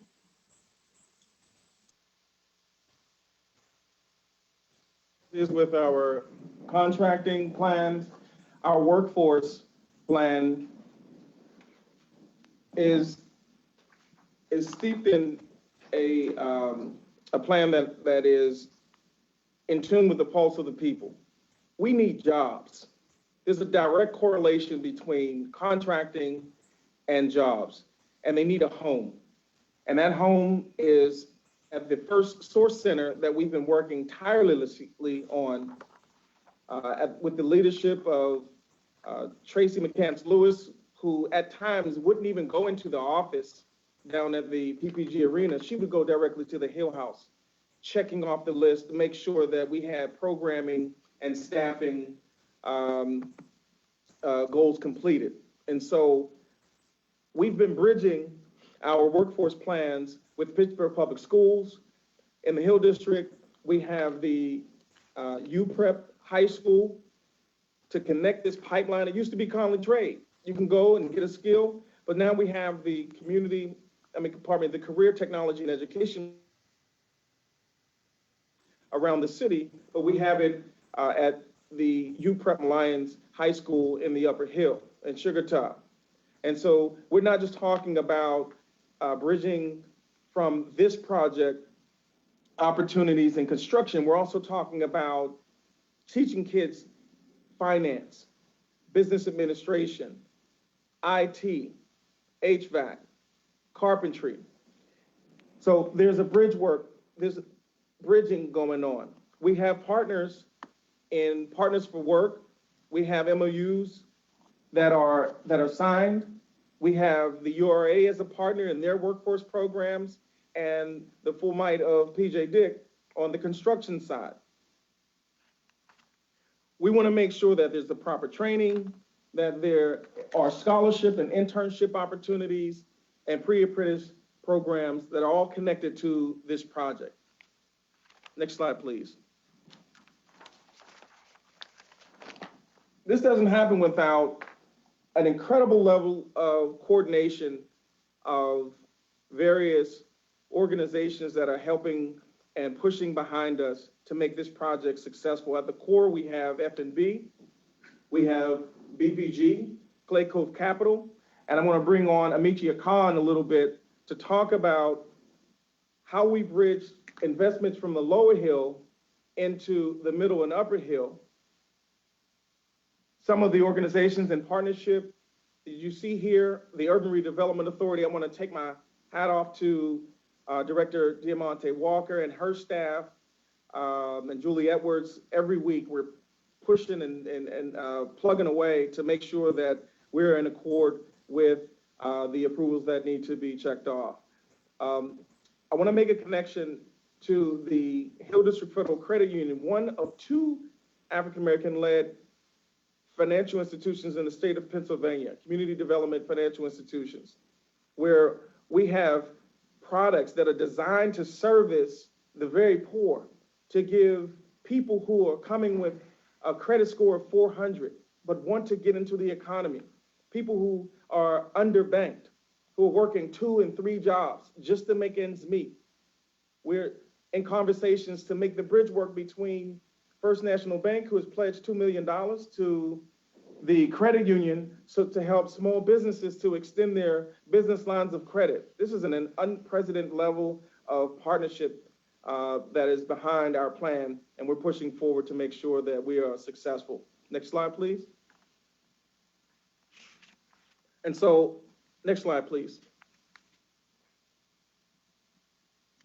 And so this relationship between Clay Cove Capital, FNB, and Bridgeway Capital, BPG, brings into conversations with Richard Witherspoon and his product lines. And we want to talk about the lessons learned on Center Avenue, around the Center Hellman Plaza, and what we could be doing differently. And so to help us with that expertise, I want to bring Amit Yakov, the founder of Clay Cove Capital, to talk about attracting capital and development expertise in the Middle and Upper Hill District. Next slide.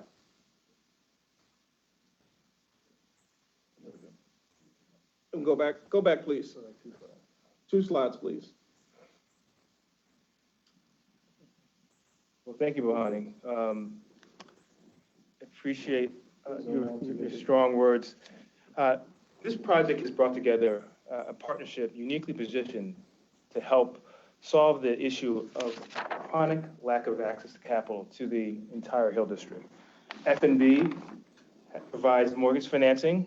Clay Cove Capital invests equity capital for stable capital stacks that do not rely primarily on government and foundation grants. Now, these grants are well-meaning and have a purpose. These grants should be used to enhance projects, but not launch development. We see the goal as sustainable economic development. However, community reinvestment and involvement does not stop there. We're implementing a mentorship program and shared resources to help build community developers into strong, growing institutional quality developers. Now, when you see this, we work with FNB, but also we want to partner with the URA to identify community developers who have struggled with access to capital, but also we want to make sure that, again, they have the mentorship you need to build their business. So with BPG, we would bring these community developers into a program where in their first development, we look to make it more institutional in size and quality and scope and scale. BPG would provide the resources and backing loans for development loans. We would hopefully also make sure that their business is enhanced by our ability to bring them resources for every part of the development process. As they go through this program with us and they build one project into another project, they will build their business and start weaning themselves off of that shared services model. Again, this is a unique program to build community developers and give them all of the resources and mentorship that's taken for granted in majority areas where the type of mentorship, the type of support is taken for granted. So, we're excited by this. We just had conversations with the URA staff about how we can work with them to identify sites where we can not only serve the community, but also, again, bring support for local developers to make the Hill District better and build better and stronger sustainable projects. Next slide, please. Sustainable institutional capital infusion in the Middle and Upper Hill District has already started. As mentioned before, FNB has launched $2 million in micro-lending and line of credits for businesses.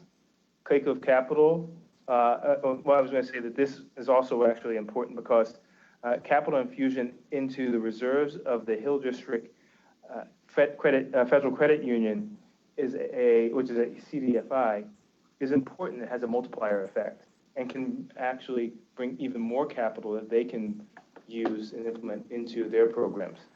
Clay Cove Capital has committed to at least $5 million for this program that I spoke about before, where we can use not just capital, but our resources and expertise to help build a organic growth of developers in the area, to build a Hill District that is driven by Hill District residents.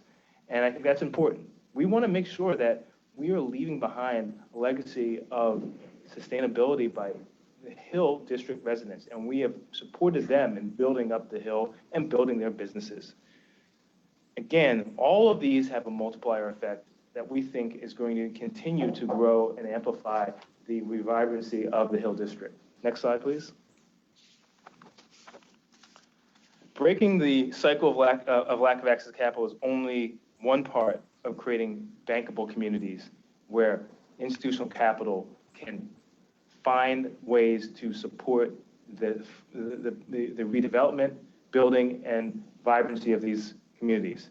Our partnership maintains a holistic view in investment and reinvestment. With our long-term commitment to the Hill District, we strongly believe that we are only successful if we have increased economic vitality in the Middle and Upper Hill. This means not only providing capital, but again, expertise, mentorship, and skills so that they can be passed on to the residents and businesses of the Hill District for their own ability to make their economic futures brighter. We want to bring a comprehensive reinvestment program to beyond the Lower Hill, but to areas like Center Hellman Plaza, where we can help with the expertise of grocery operators to solve a food desert that never should be, and to bring retail expertise to bring that type of services and vibrancy to the Hill. We also would like to make sure that we can invest in parking to solve a long-term chronic problem in the Hill and use our experience from around the country to do this in the most efficient way in a rapidly changing market when it comes to that business. We're looking at Center Avenue for mixed-use projects and helping the Hill District implement and improve plans that they've made for a number of years that haven't gone off the ground.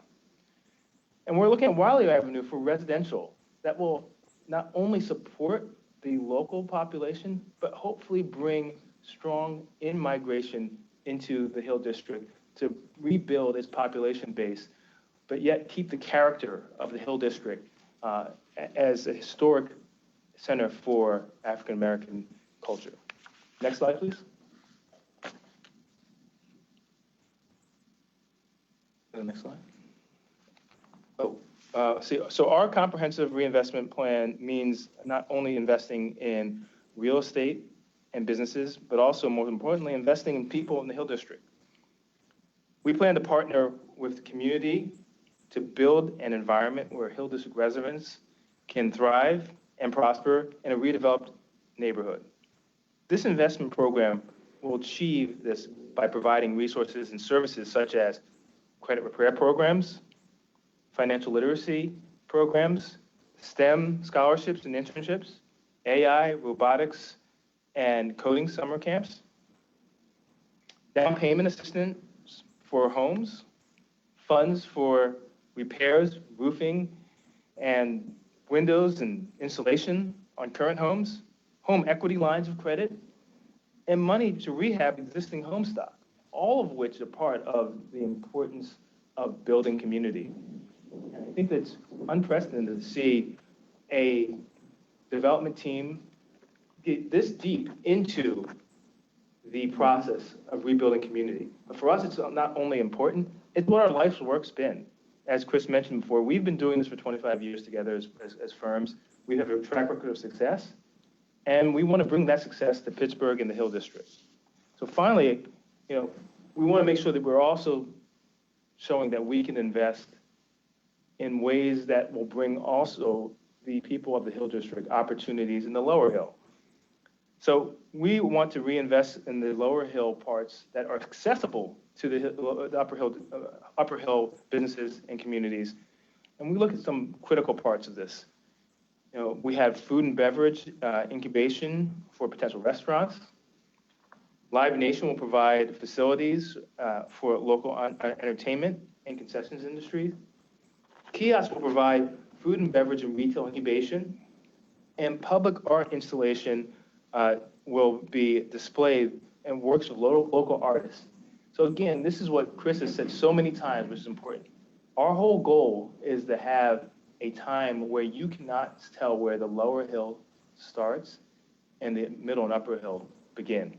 It is about reunification of the Hill District to a past that was proud, and to make sure that its future is even more proud and robust than it's ever been. So I'm very proud to be part of this. I think we have a comprehensive plan. We are reaching out in partnership to the URA and to many other stakeholders in the Hill District to really bring together a comprehensive plan. We'll be decades long, but with our work together, I think we'll be more successful than anything we've seen in the United States. So again, thank you for your time, and I appreciate your partnership, and we look forward to working with you for years to come. And with that, I'll hand back over to Bonnie. Next, I want to say, before we transition from this slide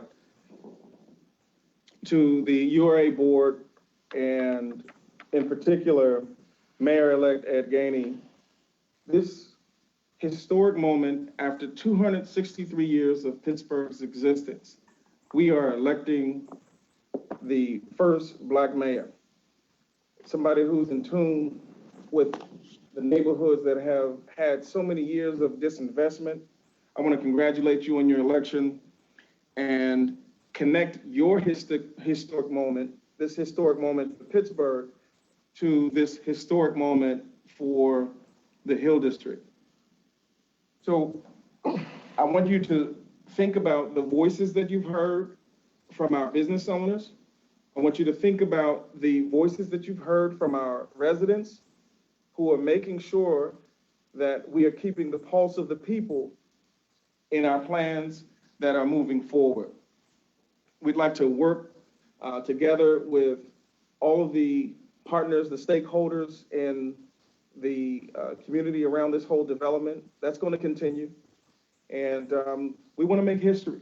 This is history in the making. So the timing of your election to as the first Black mayor of Pittsburgh, and the timing of this historic project in the Hill District, we can't lose this moment to correct some of the wrongs of the past and get folks who are still living in these red line sections of the Hill District and throughout Pittsburgh an opportunity to break the barriers and of prosperity and get people out of poverty.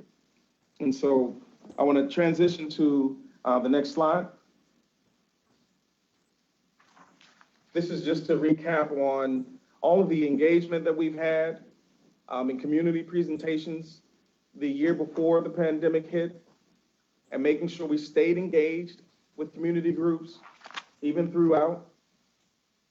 Next slide. The website is fully accessible, so you can go to www.redevelopment.com to make sure, Lower Hill District Redevelopment.com, to make sure you can stay in tune and abreast of all of our activities moving forward. Next slide.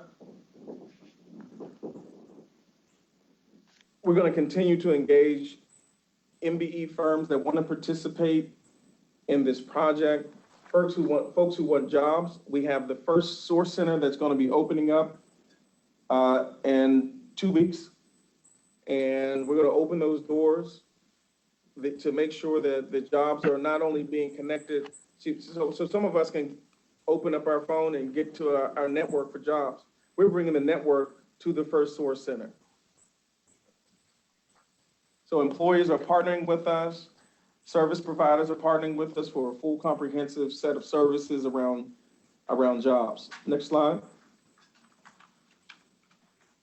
And so now I want to transition into the design elements of our project.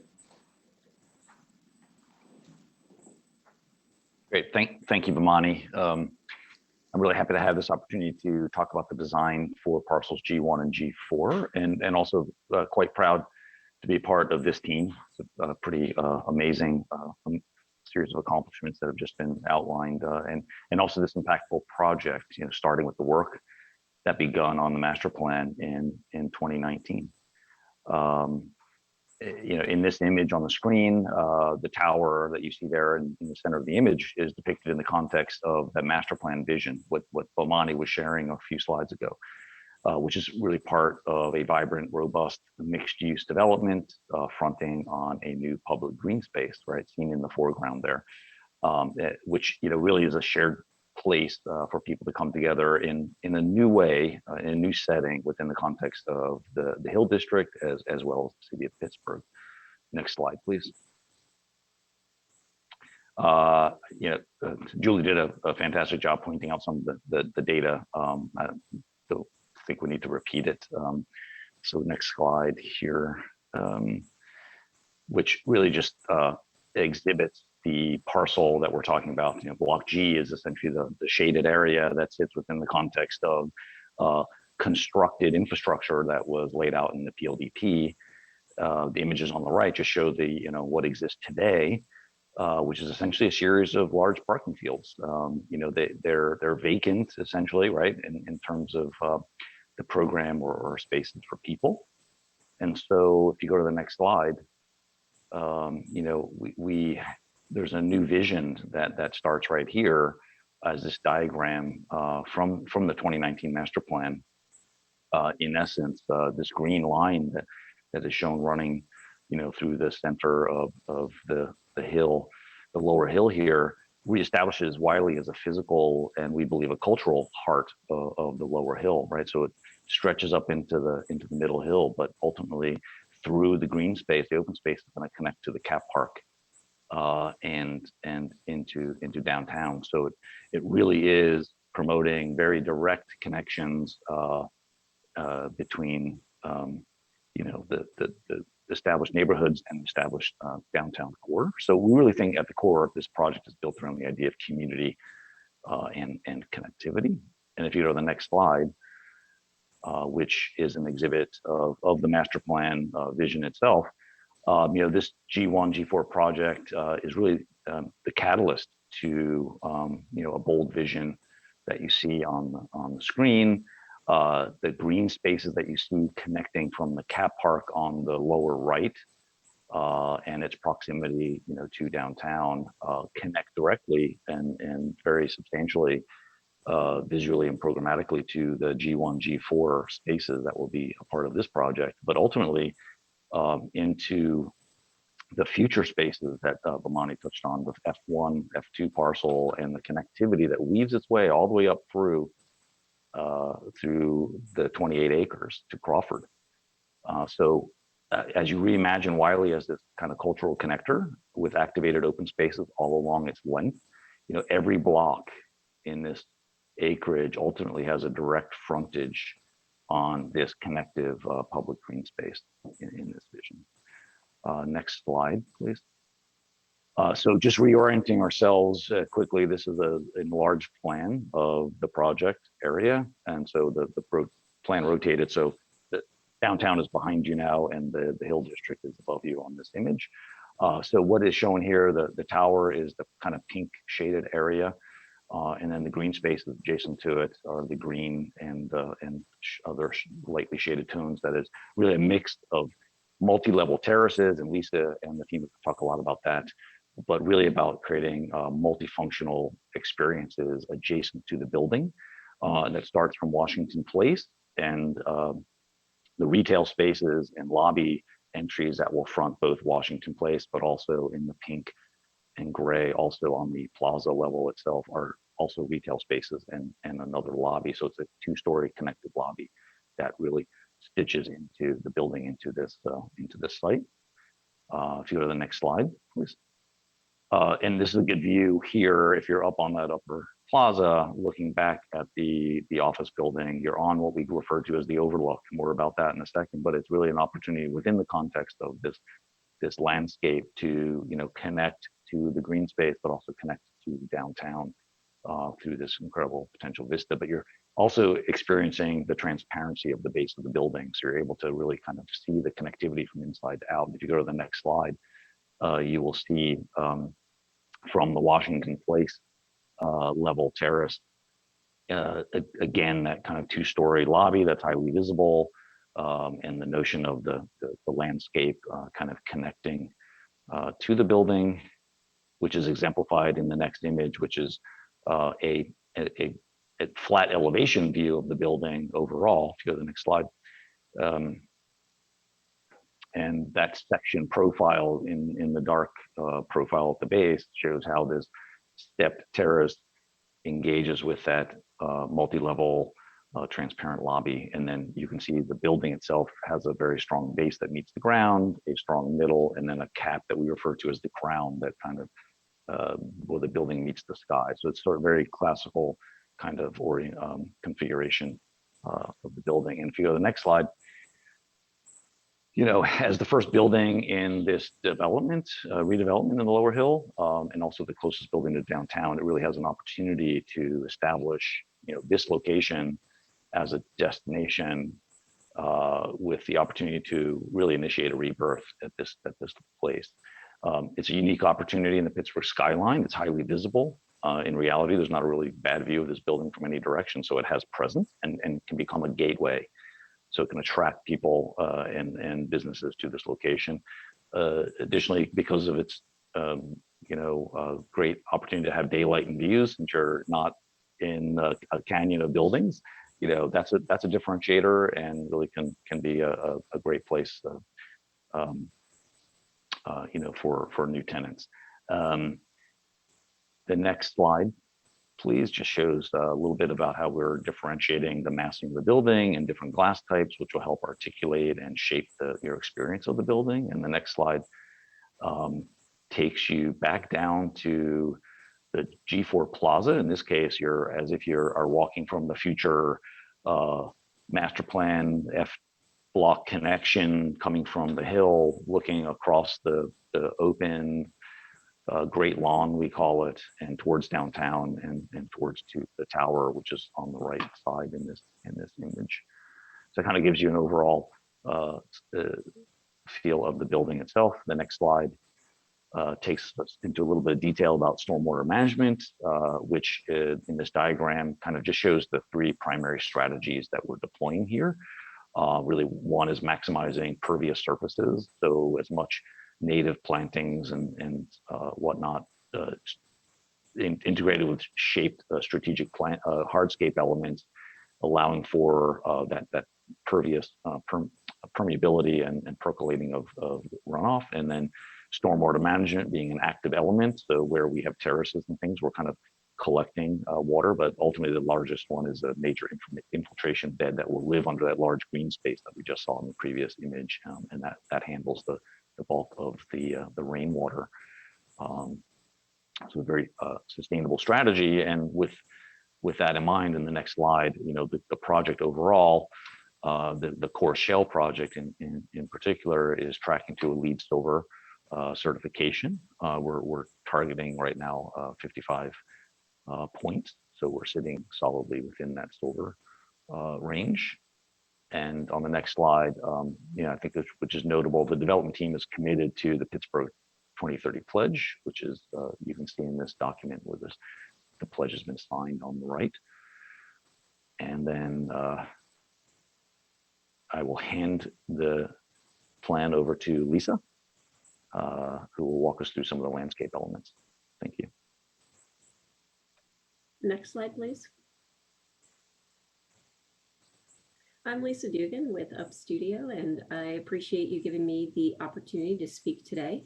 We're really going to just focus on the open space and kind of walk you through some of the design, the activation, and really, again, to focus on the connectivity and bringing the community together. So the open space of G1 and G4 is really a welcoming connection from downtown to Cap Park, through the project to Logan Street, and really to the greater, both the development and the greater Hill community. And we'll reinforce and kind of talk about some of those additional ties to Cap Park as well, and how we're also tying into some of those cultural elements that have been placed within Cap Park and making those additional connections to the G1 and G4 open space. Next slide, please. This is a site plan overview of both the G1 and G4 parcels with the open space highlighted. So if you look at the bottom of your screen, that's Washington Place, and Cap Park is actually just cut off at the bottom of the page there. But as was mentioned in the very beginning of the presentation, there is quite a substantial grade change from Washington Place up to that event lawn in the center of your screen. And so that's about 25 feet of grade change that's happening there. So what we've done is really created a series of low walls and terrace plantings that kind of step you up through the site. There is a central stair that bisects the terrace planting areas and extends from Washington Place up to that upper plaza and an event lawn, and then terminates in a plaza at the top corner of your screen, which we're calling kind of the Logan Street Plaza. Logan Street being a festival street, really providing additional opportunities for people to filter in and sit and gather there as well.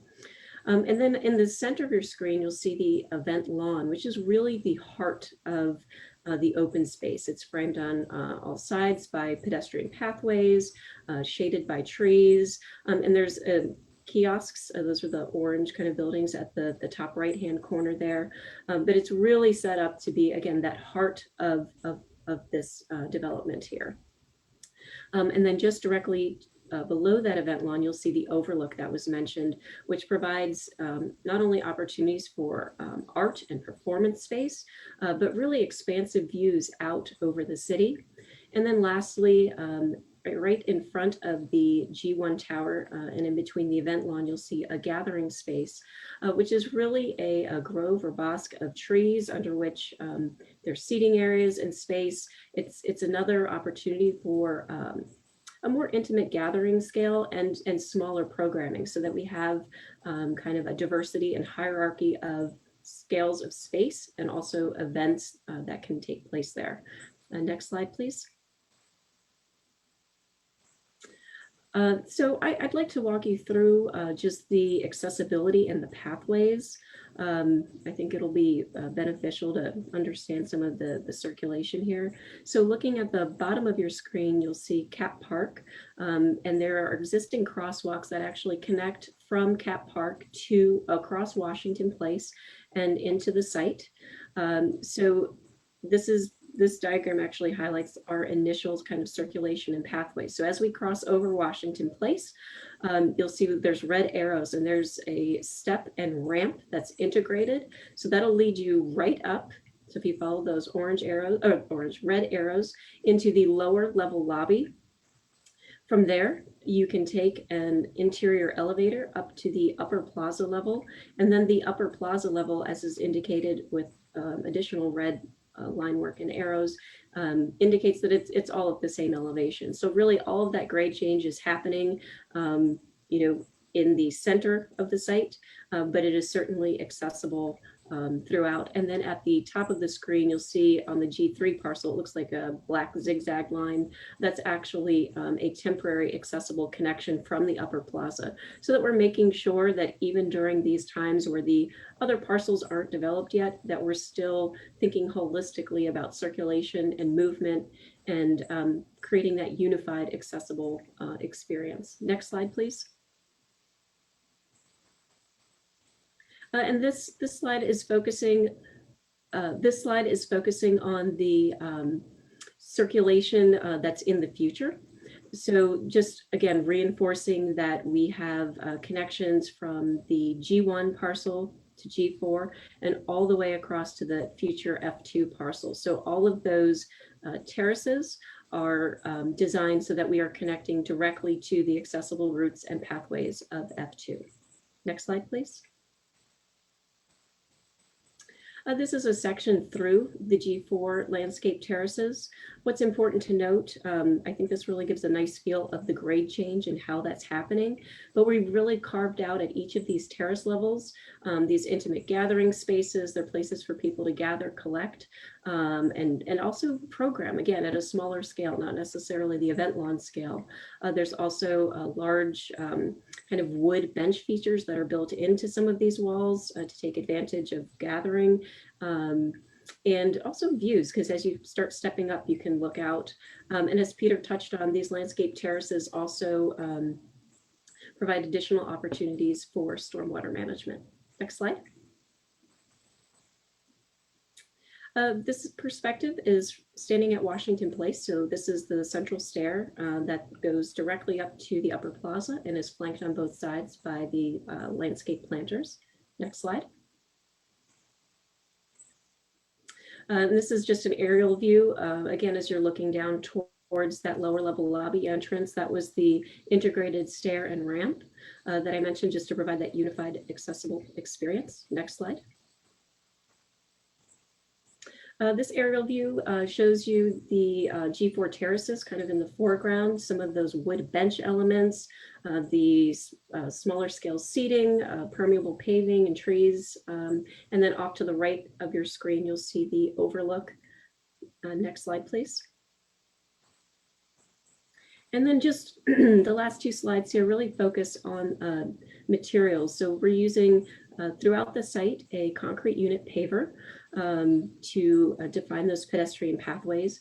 That stainless steel handrail you're seeing is really an element that we're also tying into from Cap Park. Also some of those accent finishes on our concrete walls, because some of these details are just going to be kind of cohesive threads throughout the open space. And then permeable crushed stone material underneath some of those seating areas with those flexible movable furniture pieces. Next slide.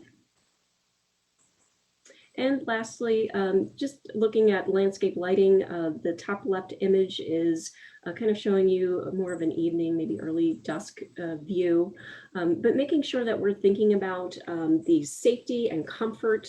We want people to be comfortable in these pedestrian spaces, and we want to make sure we're really selecting pedestrian scale fixtures and that we're comprehensively thinking about these spaces so that we're not just complementing the landscape, but that we are also thinking about the lighting in terms of how it's going to be utilized for all of that programming and activation that we are going to be discussing. So I'm going to turn it over to Lakeisha, and she's really going to walk you through the art and programming and activation components of the open space. Thank you. Thank you, Lisa. Hopefully everyone can hear me. My name is Lakeisha Bird. I am an architectural design consultant working with BPG and the Lower Hill Development team, specifically with the design, activation, and programming of the open space, which does include portions of the G1 site, the G4 site, what will be evident is that the open space will also be a strong connector all the way through back up into the Historic Hill District as well. And as such, it has become essential to extend our design intent and scope to not only include the activation and programming of the open space, again, which includes Site G4, but also to center the open space, ensuring that there are not only scalable economic opportunities, but also cultural opportunities, as well as immediate space for social, cultural, and economic uses on site. As mentioned, the intent of the open space is to connect the Lower Hill site back to the Historic Hill District and create connections, of course, economic connections, but as well as cultural and pedestrian connections between the site and the Historic Hill District, as well as to the CAP, as well as to downtown. And reestablishing these connections and ultimately activating the open site, we've been presented with the opportunity to elevate Wiley Avenue, as mentioned, particularly as a main pedestrian street, a heritage site, and just an overall people-centered connection within the Lower Hill site, which has been a critical element to this process. And it's evident by this diagram, which you all see on the screen. Again, this was mentioned earlier in the presentation, but that green arrow is demonstrating that this core element that runs through the site, acting as the spine. This core element is activated and anchored by the open space. Next slide. Yeah. And this all starts with, as you can see here, Site G4, which abuts this spine, the spine of the site, the core of the site, and through our extended design scope, which includes the activation and programming of the open space. Our intent is to basically create both economic and cultural opportunities, recognizing that there's value in that as well. The question that has been posed to us, and one that we've been weaving through our decision-making process, is how do we create and sustain presence here in the Lower Hill site? Well, as mentioned, it starts with centering the open space and reestablishing these connections both on site, but reestablishing these connections back to the Hill District. And we'll talk a little bit more about that as well. And utilizing activation strategies that opens the site up beyond your traditional office environment, but really thinking about how do we make this a lived experience, one where you know, you're experiencing the site, you're experiencing the amenities and the various uses that will live here at the site beyond you know, your traditional 9 to 5 environment. Our goal, next slide, please. The question is, how do we do this? The goal is to introduce fluid and flexible spaces where we can incubate scalable opportunities, scalable ideas and concepts with lower barriers and lower risk where we can introduce scalable opportunities and ideas with lower barriers and lower risk.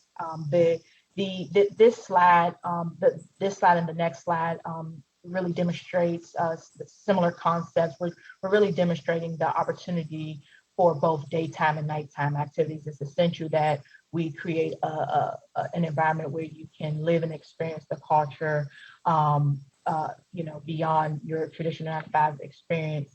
And what we've been working through, again, through the design activation and overall programming, is really working through ensuring that we have the proper infrastructure to incubate the very different entrepreneurs, our entrepreneurs, cultural entrepreneurs, as well as business entrepreneurs that support our local economy, and create that vibrant environment that we're seeking. If we go to the next slide, I want to highlight some of these activities, very similar to the previous slide. Again, it's just demonstrating that it is our intent, not only through the design but through the activation, to create an environment that we can all share in.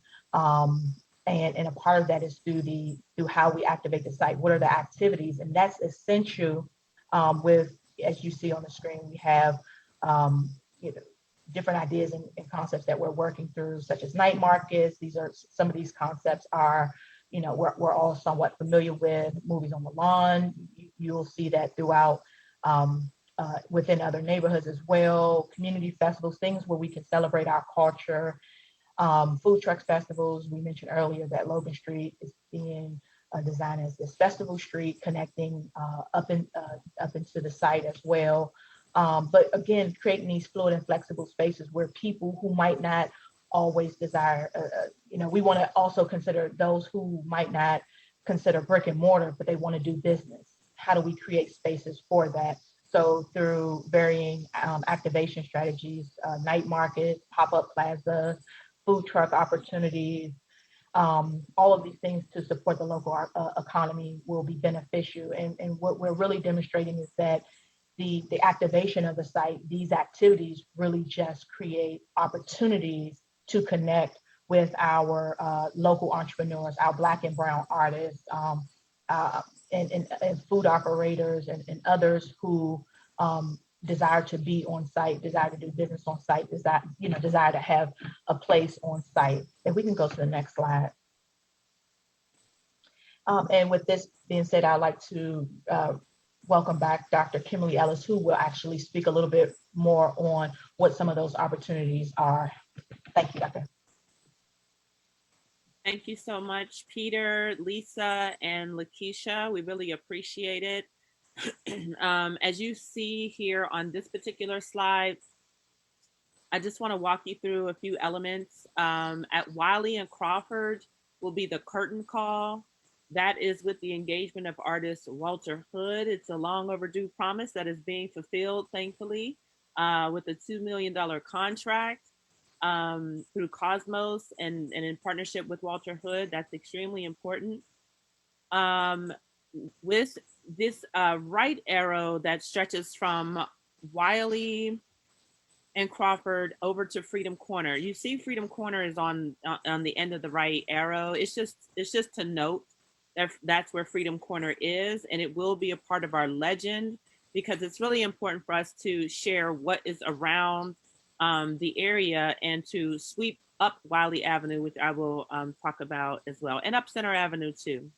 But as Lakeisha said, Wiley, it was not meant to be vehicular. It was always meant to be a pedestrian type of crossway. And let me just mention that, you know, one of the things that Bomani and I laughed about was how we initially like demanded reconnection of Wiley Avenue. And solely because we learned that it had been disconnected, right? But things change and times change. And so when we looked up, it was like, wait, now Wiley Avenue is no longer our business corridor. Center Avenue is our business corridor. And even though there's a great documentary called Wiley Avenue Days, there's only a certain point where we need to be connected to Wiley Avenue in that same way. So it is important to honor Wiley Avenue as we really sweep the traffic up both Wiley, especially with other artist spaces, and up Center. 1 second, I'm just checking. Okay, yes. Oh yeah, I'll be very, yeah, thank you for the note, you guys. And so sweeping up Center Avenue. Let me see. So Freedom Corner is, that is where the billboard that you saw that Frankie Pace organized with the NAACP and the Poor People's Campaign, that is now public art. Many of you are already familiar with that, but for those that are not, it's public art space. And it definitely needs some upkeep and some maintenance. So that is a part of the commitment that the development team made towards Freedom Corner, and annual maintenance. And let's see, Lisa has already covered open space in terms of the daily leisure, the small events, the larger festivals, how it depends upon activation and programming, but what's the presence, right? So beyond the curtain call and beyond the kiosks that Lakeisha has talked about, as well as the programming, there are plans for embedded artistic renderings of Hill history and culture, and even Pittsburgh history and culture. So I'm going to show you one, an example of from the Cat Park that I worked on, and then I'm going to show you what our future plans are. So next slide, please. So from the Cat Park, this is the little girl is Keisha, and she represents the 21st century, and she is leaping and bold into her future. I worked with an illustrator to create her character, and then I wrote the dialogue that she says, like, "Hi, I'm Keisha, I'm your tour guide." And I wrote her dialogue in these signs. These are now like plinths that they're being realized right now in the Cat Park, which will be done in November. So you'll get a chance to see it very soon. As well as the history walls, I wanted to highlight Martin Delaney and the historic Hill community that I discussed early in the presentation from the 1800s, and then Frankie Pace, as I also discussed, from the 1900s. So when we get to Keisha, it's really important. And what we decided as a team was that we wanted Keisha to transfer over from Cat Park into the urban open space. So it is very important that she's there, and she is not the only plan. Next slide. And so when you see this all together, right, you're seeing that what we had to do as a team, like Keisha's already made, that's Keisha, you know, we may do some other designs, we may do some other dialogue, but Keisha is present, she's there.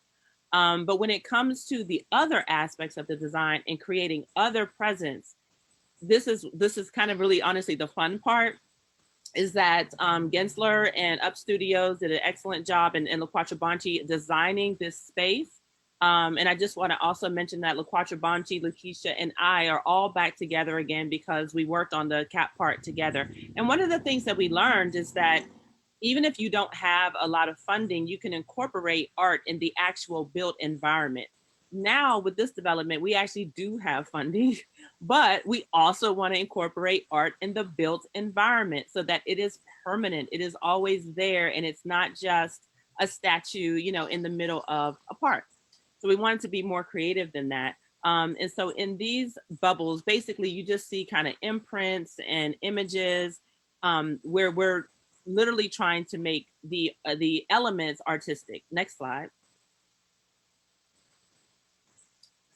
This shows oh dear, I forget the word, I'm sorry. So, but this shows the grade changes that happen from Wiley Avenue all the way down to Washington Place. And so as a side view, this is one of, I always laugh at this slide, but this is the Keisha sign. We just put it there just to kind of show you that this is possibly where it could be. And then that overlook, there are different places. This was the start of us finding different places as to where the art would be. So let's go to the next slide, which is so much better, not as beautifully designed as that previous slide, but just keep in mind. So this is our most recent work, and we're very, very proud of it, because everywhere where you see red, we have identified places where artists can actually infuse their work into the permanent space in the hill. So everything is not temporary. And this is one of the things that we've talked about, but you just need time to design, right? And so literally like all across, I can tell you, like the blue dots are where Keisha is gonna be. We've got her, but I really like all the other places that are in red. And I know that you can't see it, but just know that these are all places where we're thinking art can go here, art can go there, you know, art can go here, fabric art can go here, textile art, sculptures can go here. So we're in the fun part of our design, the even more fun part of our design. And I just wanted to make sure that I highlighted this, and that this is a part of what meets the cultural legacy and the history and the CCIP, but more importantly, it hits the cultural legacy for the entire city, right? Because this is a win, not just for the historic Hill District, it's a win for the entire city of Pittsburgh. So next slide.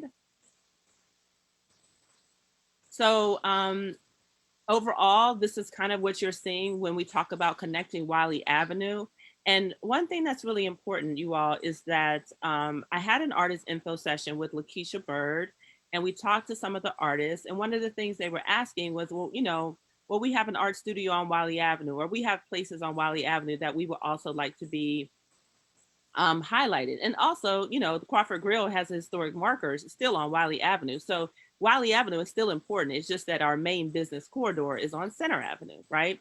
So one of the things that we said we wanted to do was to create a legend that would, you know, highlight some of those places. And it's important that we want to sweep the interest up and above Crawford Street. This is not just about the Lower Hill, and it is not just about Crawford Street. This has always been the discussion. The August Wilson House is 2 blocks, you know, above on Bedford Avenue. Nafasi is on Center Avenue, just a few blocks above Crawford Avenue. All of these places are really important, and we want to highlight them and we want to honor them. So next slide.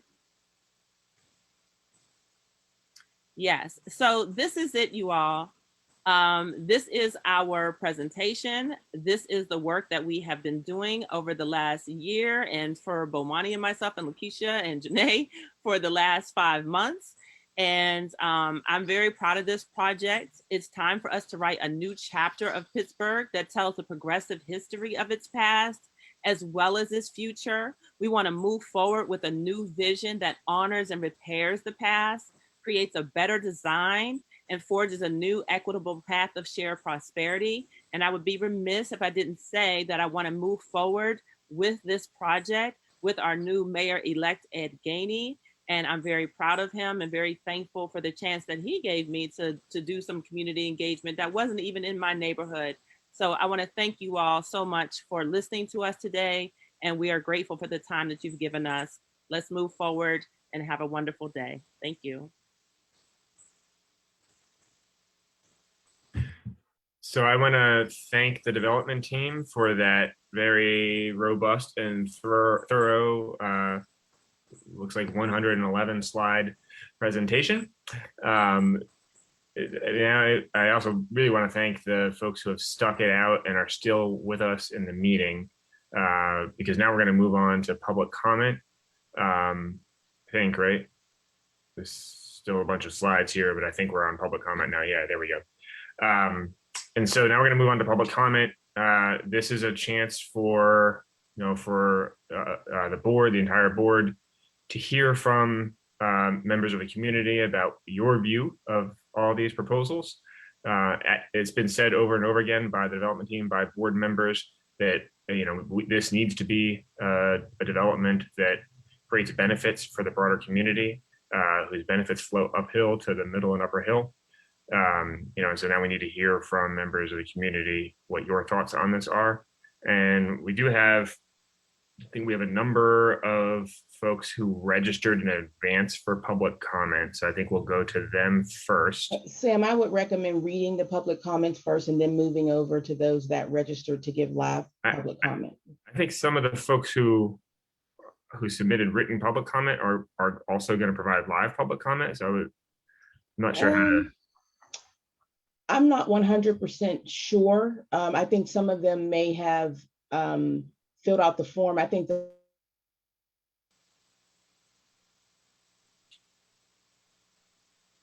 we lost you.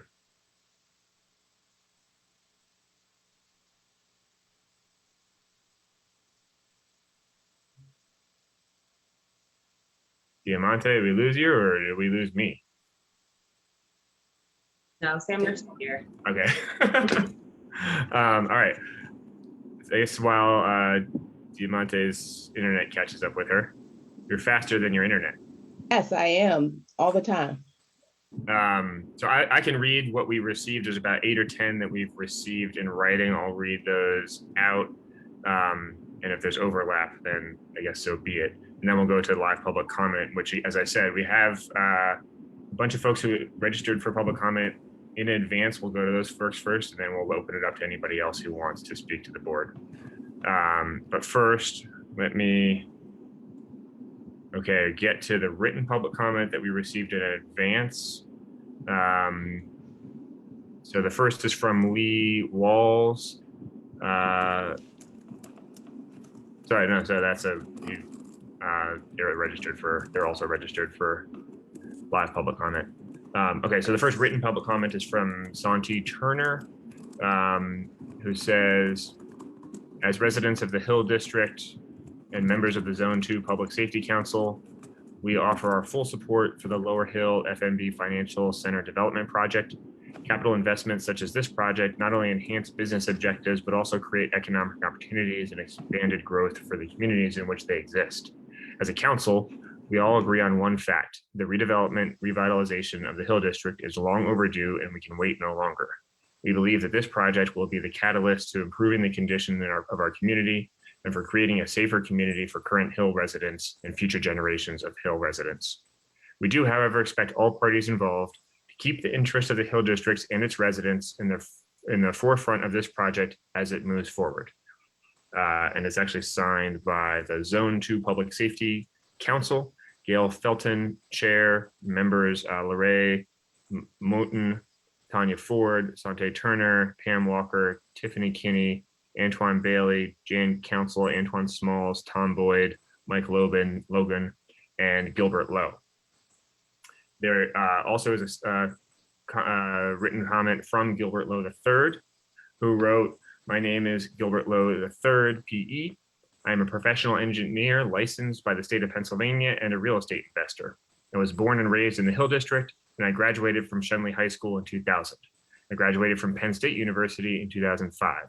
My real estate investment company, Grintel Capital, is in the Hill District at 1810 Webster Avenue. I am in support of the FNB Tower development moving forward. I believe that this redevelopment will be a benefit to the community. Growing up in the Hill in the 80s and 90s, I have seen what delay and decline looks like, but I believe it's time for the Hill District to prosper like the rest of the city has done. I routinely jog down Bedford Avenue from the Hill and through the Strip, and I'm amazed at the city within a city that has been built behind Smallman Street on Waterfront Place in such a short period of time. I ask myself, how is it possible for a whole neighborhood to be built behind Smallman Street so quickly? I believe the answer to that question is without delay. I want us to have more than a parking lot, and therefore I welcome the funding for Hill District businesses without delay. I welcome the funding for homeowners to repair their homes without delay. I welcome the job opportunities without delay. I welcome the funding for social programs without delay. I welcome the amenities that follow an office building which can serve the community without delay. I welcome the FNB Tower project without delay." The next public comment comes from Carl Redwood, who wrote, "I'm writing to request that the draft policies and procedures for the Greater Hill District Neighborhood Reinvestment Fund be tabled and should not be presented to the URA board for adoption. I feel the advisory board for the fund should be convened to review this or other drafts before it is presented to the URA for review and action. I do not think the Hill CDC should be made the co-chair by the URA and councilman without community discussion, and I strongly disagree with the Hill CDC receiving regular unrestricted disbursements of 4% as an entitlement. My request, do not act on the Hill Reinvestment Fund guidelines at this time. There should be full community discussion. The Lower Hill Working Group does not represent the community. Signed, Carl Redwood, Hill District Consensus Group. The next submission comes from Rhonda Hall, who wrote, I am Dr. Rhonda Hall, a lifelong resident of the Hill District. I support the Lower Hill project. As I've said before, the Penguins and the development team will have to continuously earn the trust of the Hill District. The presence of Bomani, Dr. Kim Ellis, Felicia Bird, and other Hill businesses is encouraging. We need more investment in the Middle Hill. Center Avenue is in horrible condition and we expect better. On the LERTA funds, we need full transparency and accountability over those funds. I am not in support of the guidelines as they are written. We need community input on how those funds are managed. I would like to thank Mr. Bomani House for his direct outreach to ensure community residents were informed of the developer's proposal since it hadn't been presented to the larger community. Thank you. The next submission is from Beverly Walker, who wrote, I would like to lend my support for the Lower Hill development to move forward. It may not be the ideal arrangement, but it's a start in the right direction. I'm a lifelong Hill District resident and homeowner. I know what my community looked like as a child, but our younger generation knows nothing but blight. I also don't agree with the current guidelines for the LERTA funding. I feel that there needs to be more transparency, accountability, and more community input on who manages those funds. Thank you. The next submission is from Cleophas Harris, who wrote, my name is Cleophas Harris and I have lived in the Hill District my entire life. I plan to be here for many years to come and would like to see the Hill redeveloped in my lifetime, not only for me, but for the entire community. I've seen the Lower Hill have many false starts, and this time it looks like we might actually see a development. This is a good thing, but it's also important that developers keep in mind that the Middle and Upper Hill needs redeveloped too. The developer agreeing to help jumpstart Middle and Upper Hill projects, as they stated at another meeting, is key. This is a good start, but I do want to see more regarding jobs from the development team. Hill District residents and Black residents from all over the city need better jobs in order to avoid more Black people being pushed out of the city. I've not seen enough yet about employment, but I'm encouraged by the First Source Center opening. For that reason, I support the project, particularly the FNB Tower, because based on what I see, FNB is already doing right by the community, and with this development can do more.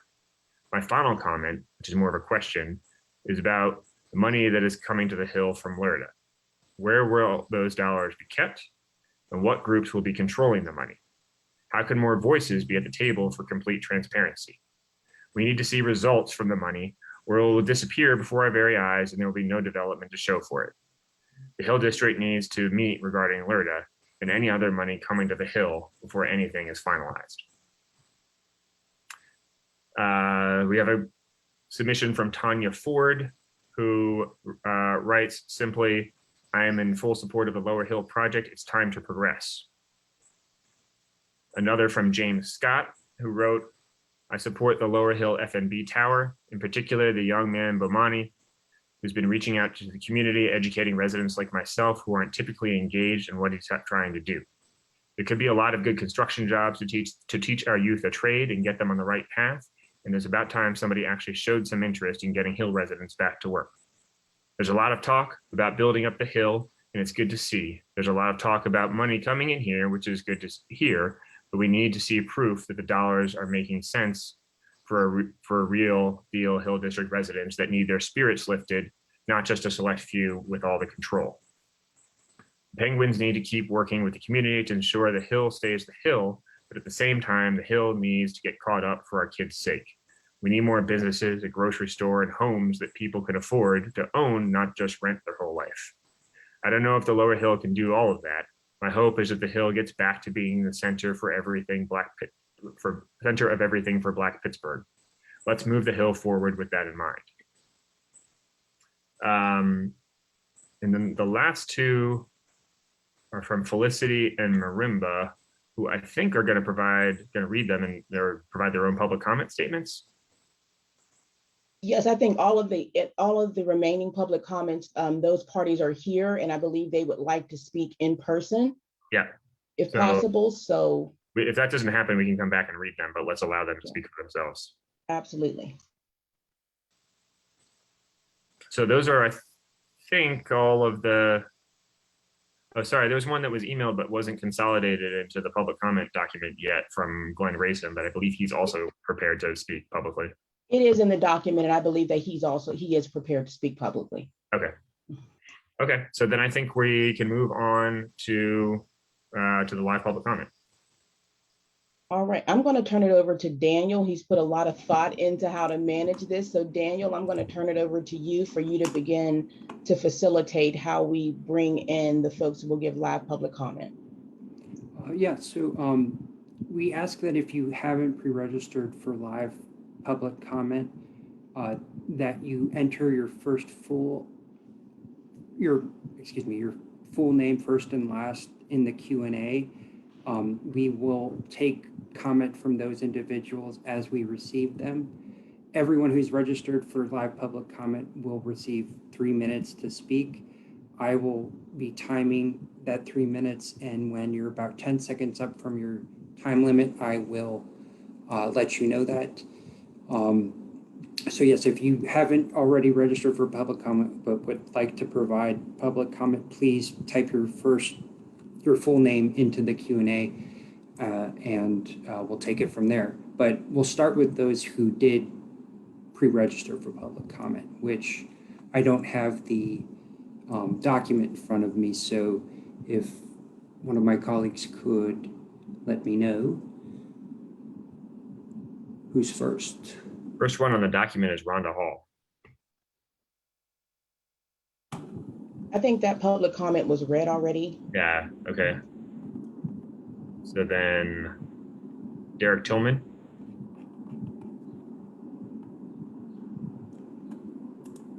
Okay, Derek, let me get my timer set.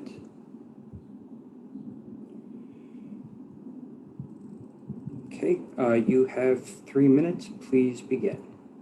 Okay, thank you. My name is Derek Tillman. I'm president and CEO of a company called Bridging the Gap Development based in the Hill District.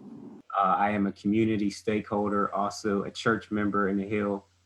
Used to live there, and family has deep, deep ties to the Hill, but had to move during the riots. And God willing, I'll soon be a resident again. My comments related to the Greater Hill District Reinvestment Fund. I was reviewing the drafts and I have some concerns, too many to address in 3 minutes, but I'll name a few. Overall, the document seems to be very nonprofit heavy, and the tone seems to forget about the business community, unlike the CCIP, which explicitly states creation for opportunities for MWBEs, wealth building, etc. 4 main points. One, the recurring revenue initiatives under community control. I had an issue with this definition before because community control only included nonprofits, even though, small business owners were leveraging, our time, our treasure, our talent, many times mortgaging our homes, but still not included under the definition of community, which I don't understand. 2, small business owners, minority developers are not explicitly stated in eligible uses. I think that needs to change. 3, the conflict of interest policy talks about you can't be on the board and receive funding. However, it does talk about funding being available for institutional preservation, and some of those institutions are on the board, so that's a conflict in language. I don't have an issue with being on a board and receiving funding, but it should just say something like you have to recuse yourself, if it's something that you have a financial interest in. 4, the initial members of the advisory board, I don't think it's an equal representation of the community voice, and I think we need a more balanced, equitable distribution and representation of the community. Right now, it includes 5 nonprofits, 3 government agencies, and 1 church. I think it should be more like 4 nonprofits, 3 government entities, 2 MBE developers, 2 MBE small business owners, and 3 churches. Seems to be a more equitable representation of the community and the community voice. In conclusion, I recommend that we table any voting. I also would like to request a 10 meeting. seconds. I also would like to request a meeting with the advisory board and others to review edits and come to consensus around the document and the advisory board members. Thank you.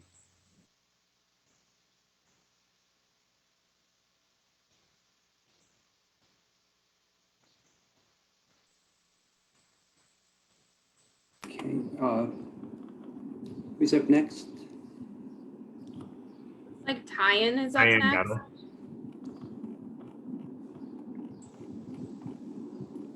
Okay. Good afternoon, everyone. Hold on just 1 second. Okay, begin. Good afternoon. My name is Tyan Battle. I am the founder and executive director of ACH Clear Pathways. We are a nonprofit organization that has been blessed with servicing youth and community with artistic programming in the Hill District. I am happy to say that I am in support of the FNB project for several reasons, but primarily it is the neighbor of the Elsie Hillman Kaufman Auditorium, which our organization just purchased in 2019. The organization has developed $1.9 million in addition to the Elsie Hillman Kaufman Auditorium, and we look forward to bringing more economic development to the Center Avenue corridor. I can echo what Derek Tillman just stated. We are a nonprofit organization, and that is to service community. But I think what we need in the Hill District community is more economic development. One of my struggles was when my father was dying of cancer. He wasn't able to get his medication because we had nowhere in the Hill District community to get that medication. He had to go across the Birmingham Bridge just for a grocery store. So I feel like this FNB project is going to bring more economic development, more impact to the community for small businesses, and more growth for our children who are coming up in the Hill District community. I can remember being a kid, Center Avenue was a corridor at that time, and that was back in the 90s.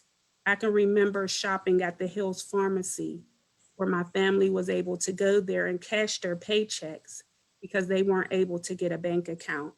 So I feel like Bomani, Kim, and Janae being on this project is going to bring some revitalization to the project as a whole and to our community. But I do agree that we need to have more bodies managing the LERTA money and also any other funding that's coming into our community. Because for so long, I've been doing this work for 10 years, there has been pushback about redevelopment in the Hill District, and nonprofits were the only ones who had access to the funding. So we need to get a body together so that we all are aware and there's more transparency of where this money is coming into and what the money would be used for. Thank you for this opportunity. Thank you.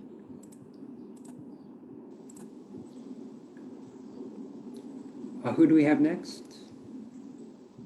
And next is Representative Jake Wheatley.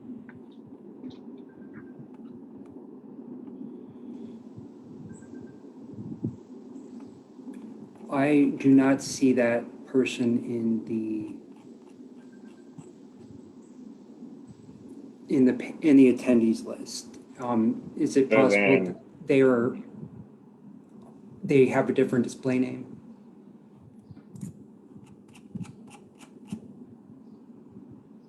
I don't know. While we're figuring out if Representative Wheatley is with us, maybe we can go to the next person, at least on the list, which is Leonard Hammonds. I am here. Okay, your 3 minutes starts now. Well, good afternoon, everyone, to the board and everyone in attendance. My name is Leonard Hammonds, and I am the Chief of Staff for State Representative Jake Wheatley Jr., and I have a written statement from the representative. As State Representative of the 19th Legislative District and as a resident of the Hill District, I have participated in numerous discussions and meetings related to the Lower Hill District site. I have worked with the Penguins and other community leadership for many years, and I'm glad to see these efforts moving forward in the advancement and development of the Lower Hill. For many years, our goal has been to help build consensus with the Penguins and their development team, along with the community, to work together for the benefit of the Hill District. Today, as this project continues to move forward into its next phase, we as a community are ready to move forward with equitable development on the Lower Hill. I stand and continue full support alongside Councilman Lavelle and other elected and non-elected leaders in the respective development team to move forward with this development in this phase. It is a worthwhile effort, and I am thankful for everyone's willingness to be a part of our community and to make this commitment and this investment into the historic Hill District. Now is the time for all of us to continue to work for a much better outcome for our residents, businesses, and organizations. Thank you.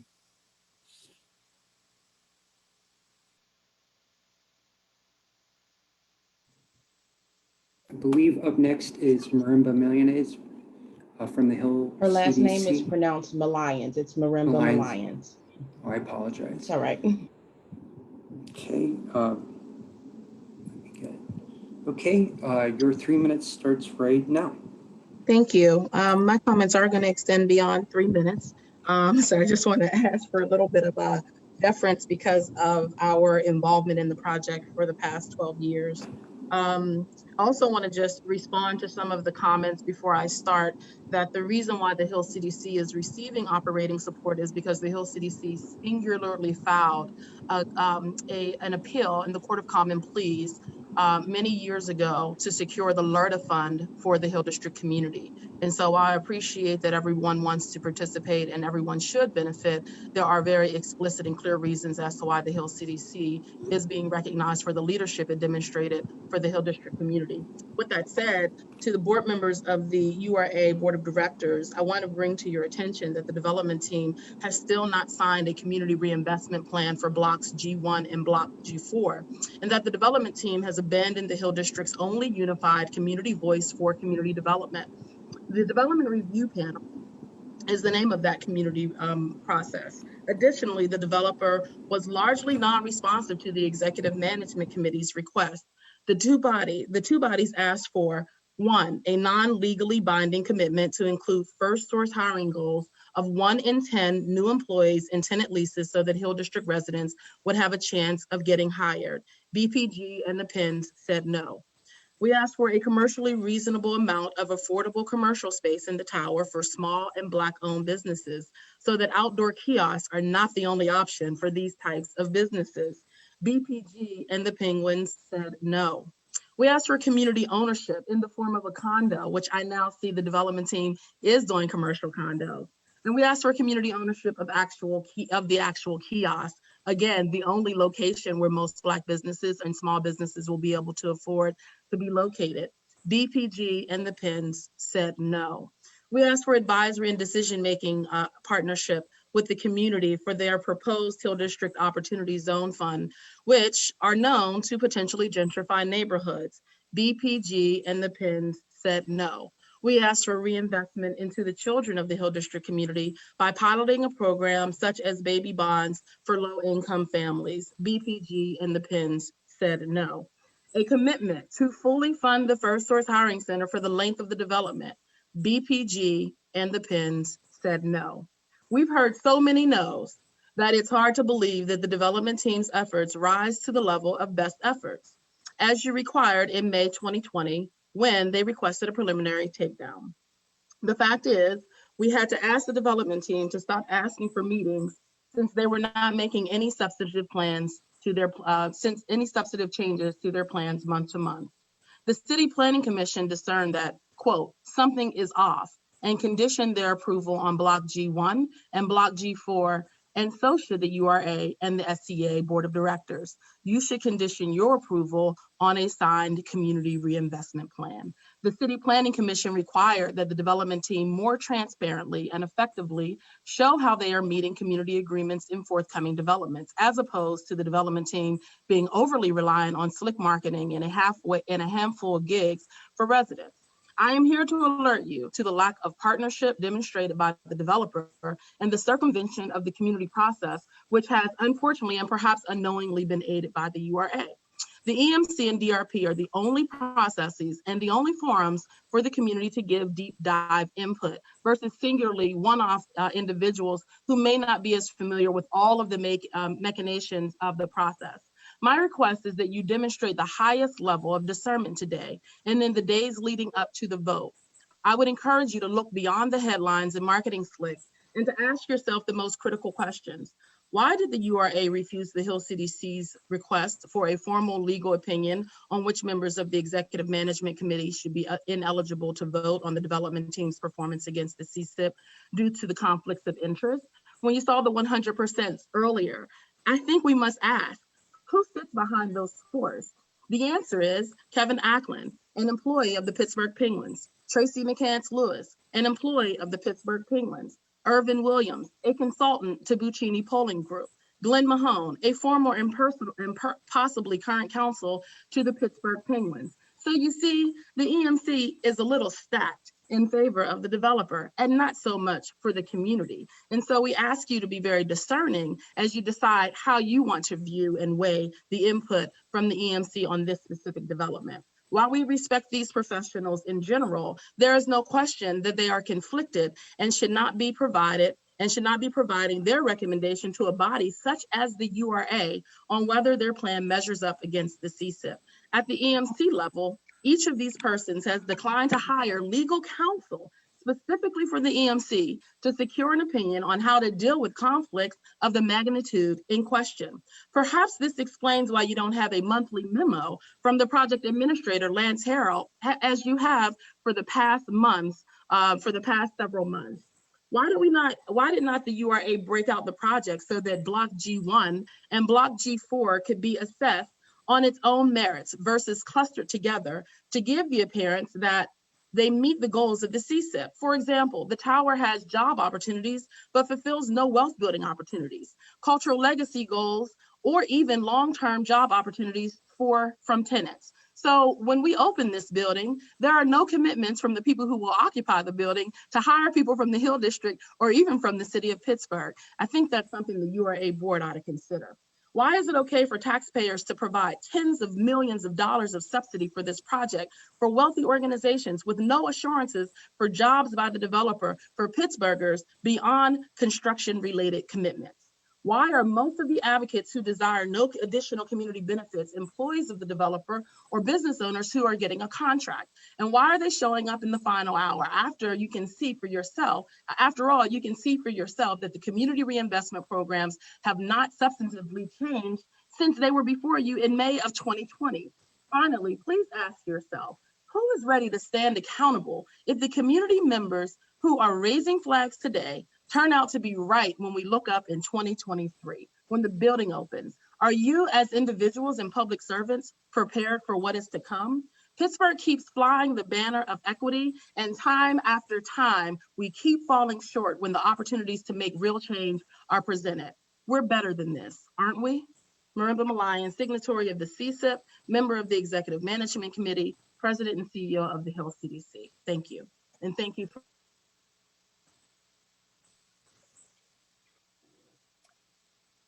Thank you. I think the next registrant at least is Lee Walls.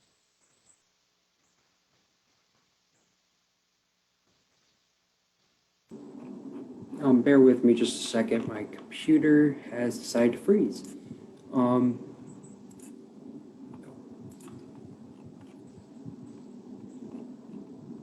Reverend Wald, you're unmuted.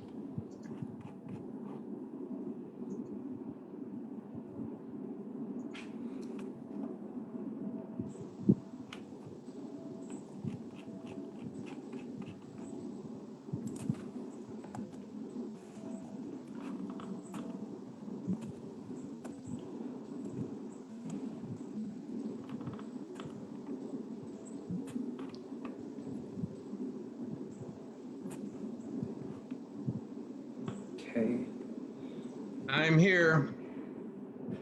All right, you can begin. Thank you.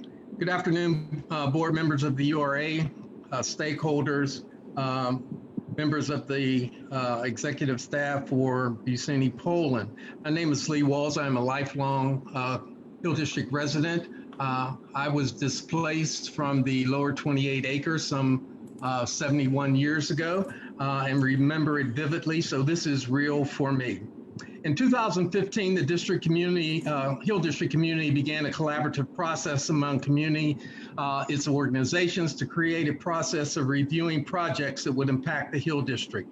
The Developmental Review Panel, or the DRP, was created and has reviewed approximately 40 plus projects that have been completed or in the pipeline of projects or in some phase of pre-development. The role of the DRP is strictly compliance in terms of its nature. The members of the DRP felt it was important for us to address this body around this issue. Created by the community for the community as a unified voice for the Greater Hill District community by providing community input, enhancing and promoting successful project. First, I want to reiterate the role of the DRP and its members. Our process is the Hill District's unified, comprehensive community review process that gives every Hill District resident a voice in the redevelopment of their neighborhood. It is a partnership between 6 organizations: the Hill District Education Council, the Hill District Ministers Alliance, the Hill District Community Development Corporation, Uptown Partners, Hill District Consensus Group, and the Center That Cares. Each organization appoints a Hill District resident to participate and review developmental proposals alongside our guiding documents, the Greater Hill District Master Plan, and in this case, the Lower Hill as it relates to the Community Collaboration and Implementation Plan, also known as the CCIP. This is relevant and informative for you, the URA board, to remember that the Community Collaboration Implementation Plan, CCIP, is relevant not only for community residents, but for developers of the Lower Hill District, as determined by the Hill community and the Developmental Review Process Panel. In conclusion, in high school, one of my favorite plays was The End Around. It was a play that ignited and sometimes turned the defeat into a victory, although not so much in my high school. In community development, however, the end around can be deemed as a ploy to disenfranchise a community. The CCIP was signed by the mayor, the Penguins, the Hill District community, and our councilman. It is a document that is relevant, should be recognized and respected. However, the Hill District community review process is stewarded by the DRP and EMC. I'm here to ask the board, URA board, to respect the Hill District community process, respect its relation to the CCIP. In the words of a very wise man, the time is always right to do what is right. Thank you. 10 seconds. I'm done. Okay, thank you.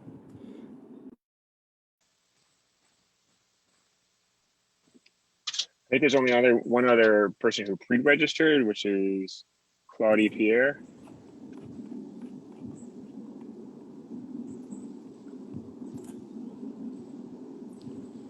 And if they are not with us, Yeah, they are. okay.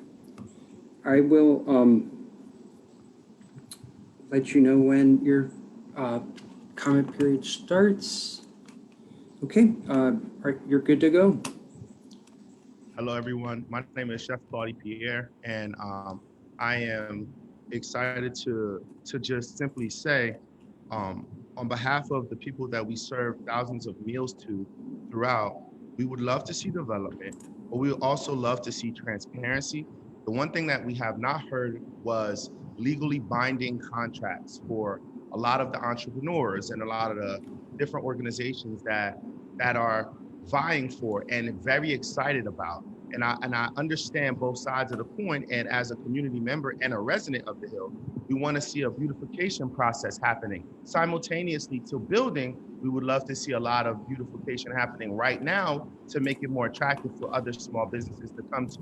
So with that being said, I really am here to talk about the transparency of legal, public, documents. I want to just see more things around, and I believe that we need the development more than ever. I think we have more resources than ever and understanding more than ever, and we have a lot of competent people. But I also believe that, you know, we need to find ways to make things more transparent. There is a group of small business owners that have been talking a lot lately, and we believe that that's low-hanging fruit.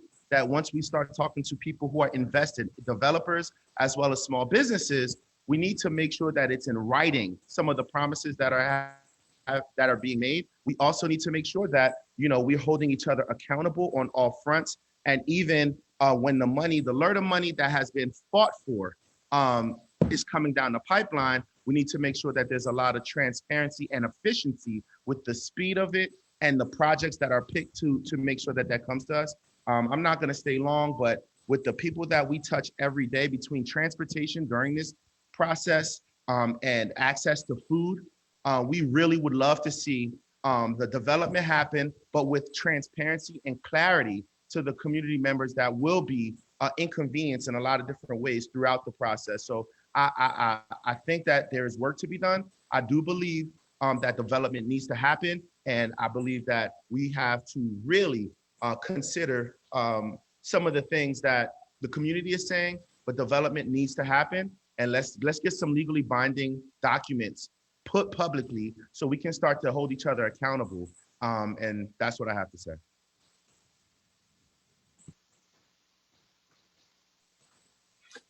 Thank you. So I think those are all the people who had registered in advance for public comment.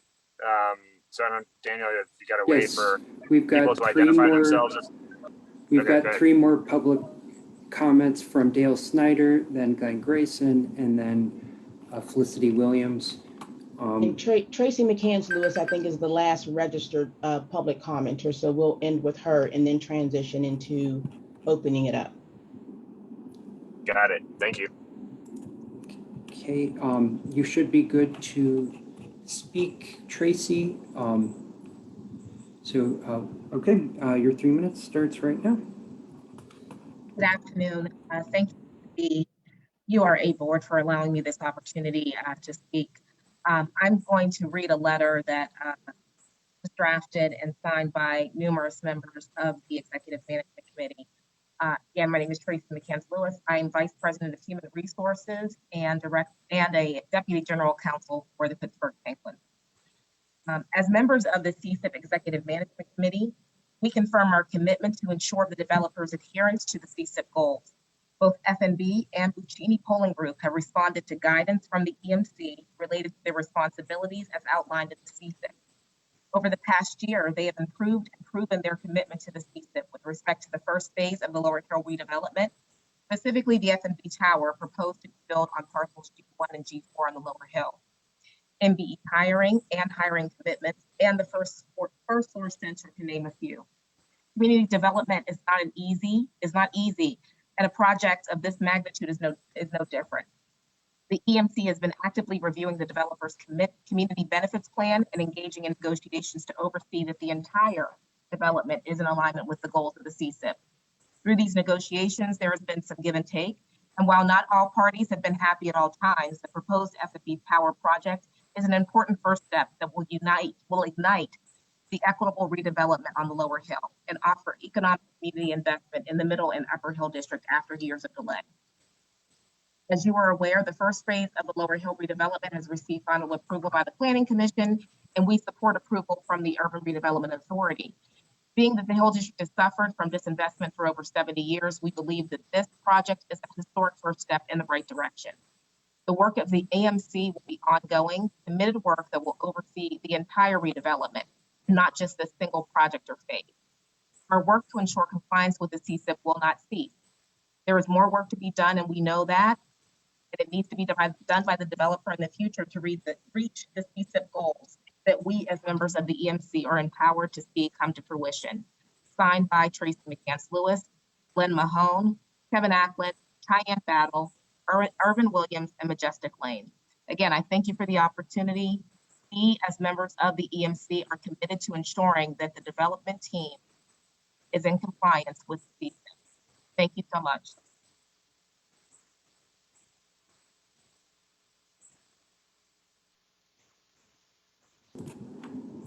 Okay, next up is going to be Dale Snyder, and I will unmute you.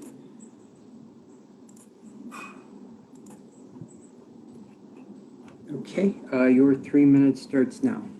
All right, I'm Reverend Dr. Dale Snyder, pastor of Bethel AME Church, the oldest historical Black church west of the Allegheny.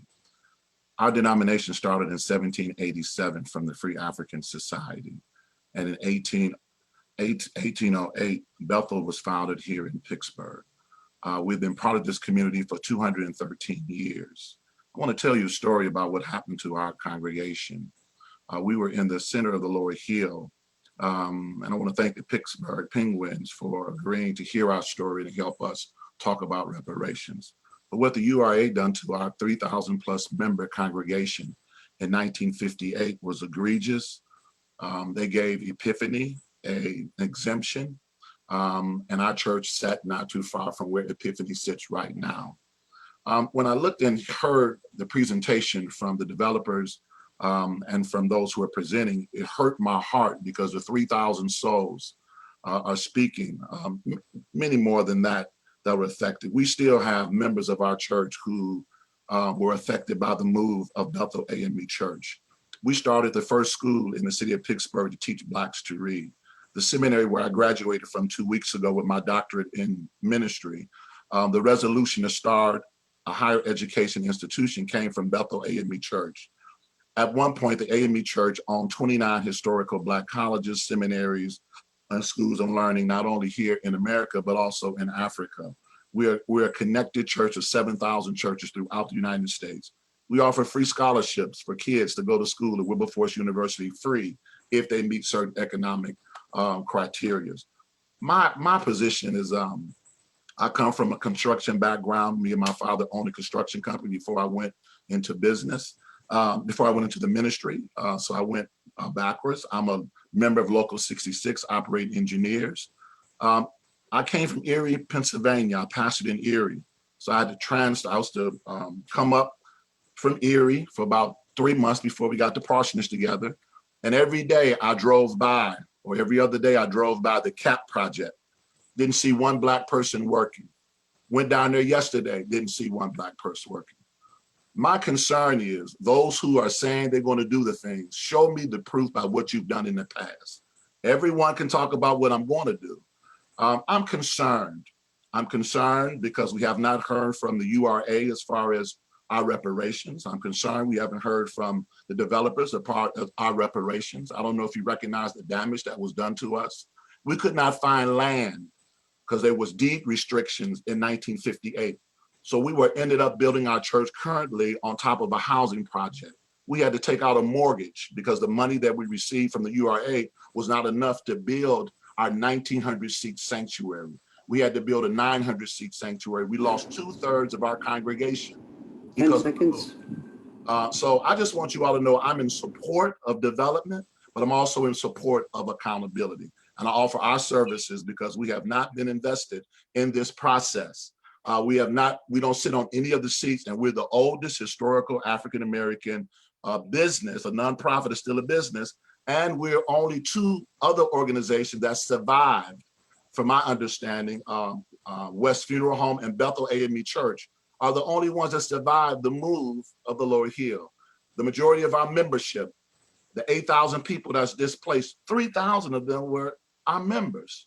So not to have our story told and to have a kiosk or someone offer us to put a plaque down where our historical land sat is not a community benefit for Bethel AME Church. So I want to thank the Penguins, and I encourage the Busini Group and all the developers to reach out to me, to reach out to Bethel AME Church. We have historic members, Doris Carson Williams.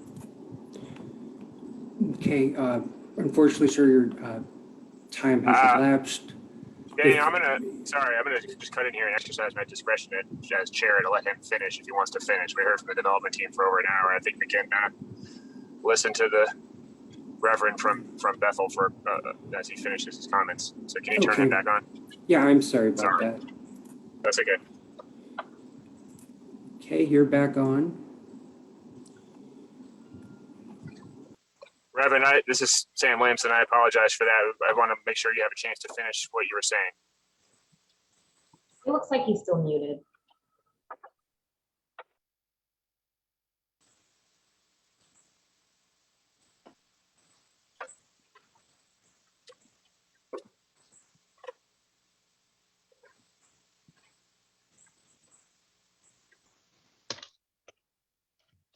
We get him unmuted? He's been. It doesn't look like he's on the call anymore. If he logs I'm on back the in, call. we will. They Okay, muted all me. right, there he There is. you are. There's Reverend There you Smart. are. I Okay. want Sorry to kind of give you. Please go ahead and finish because I wanted to make sure you have a chance. We heard from others for a long time, so I want to make sure you have a chance to finish what you were saying. Members of my congregation are Doris Carson Williams, the president of the African American Chamber of Commerce, 500 African American businesses. Greg Spencer, a community activist, sits on hospital boards, as well as Doris Carson Williams. Members of my church also is Brother Sewell and his wife, who owns a newspaper over 50 years. Tim Stevens is a member of my church at Trinity. We have not been engaged in this process. We have been blackballed for 63 years. And these are prominent members in the community who have not been able to give their voice to this project. So a lot of people say, why did we come to the table late? We didn't know it was a table. Now I came here, Pastor, 15 years ago. I'm speaking on behalf of our congregation. When I asked them about what should we ask for as reparations for our church, my members said they want their church back. They want the development rights to their land. We want what the URA took from us. We did not want our church torn down. We did not want you to take our 3,000 plus members and displace them. We were a vibrant mega church in the 50s and the 40s. We were the welfare for the community. We were the medical team for the community. We done everything that had to be done in the community, not only here in Pittsburgh, but around the country. We seeded congregations, we seeded seminaries, we seeded colleges. So my anger and frustration, I hope that doesn't come across that way. We sent out, because we're a very progressive congregation, 60,000 text messages at this last midterm election. We're nonpartisan, but we sent that around all of our churches to encourage our people to vote. As a result of ours, Black Voters Matters, and others, we're able to get the count out to 32% for the African American community. What I'm saying to you is we are a voice for the people. We want a seat at the table.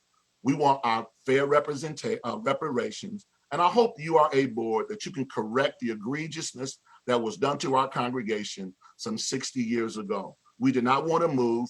And the only land we can find was 3 minutes from where Trinity AME Church sits, which came out of Bethel AME Church 100 years ago. It affected us detrimentally. Our congregation went from 3,000 to currently we're about 140 people. And the reason being our Citadel of Hope, our beacon of hope that was built in 1908, a sanctuary to sit 1,900 people. Black people came from the South, from the West, from everywhere. And it gave them, that was a beacon of hope. If Black people can build this in the center of Pittsburgh and downtown Pittsburgh, there was nothing impossible for us. And that was the hope that we gave for 213 years and we're still giving for 213 years. And so we said, we don't want our sacred land and our historical context and our relationship to Pittsburgh and this country to be minimized, to be a side piece. We want our story told. And we want a win, and we believe we can create a win-win for everyone. But everyone needs to know the truth of what happened to Bethel AME Church. We sat right across from the Penguin Stadium where it's sitting right now. And you just imagine, if you go down there, we're gonna have a grand opening on June the 5th. And I ask you all to come down so you can see where Bethel sit. And I'm encouraging development. I'm not saying stop the project, but what I'm saying is include us in the process to create a win-win. And I'm not just talking about lip service. I've been in construction I'm 62 years old. I've been in construction for 50 years. I know fluff when I smell fluff. Now, I was just down to the CAP project, didn't see no Black folks working. So tell me, how are you gonna get Black folks working on this project when you're not able to get Black folks working on the project that's right across from the pen right now?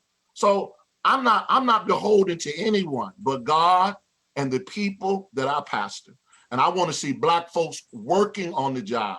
Black folks, I want to see the contracts.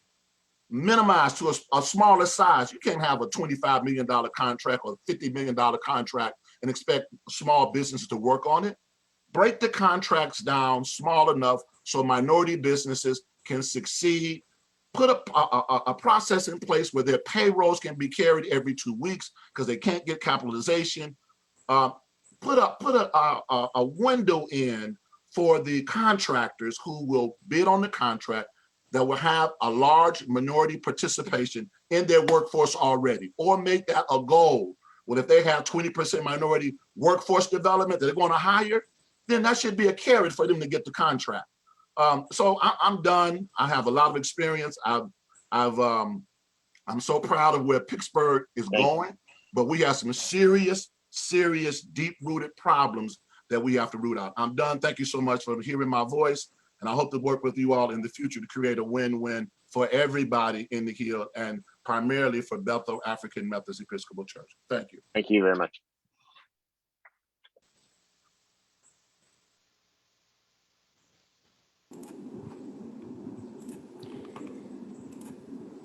Okay, I believe next up is Felicity Williams. After that, I believe it will be, and forgive me if I get your name wrong, Arby, if they're still on the call, and then finally Glenn Grayson. So I will, I don't see Felicity in the meeting room. If you have a different display name, oh, under CDC, okay. Sorry about that. I will, okay, you are good to begin your remarks.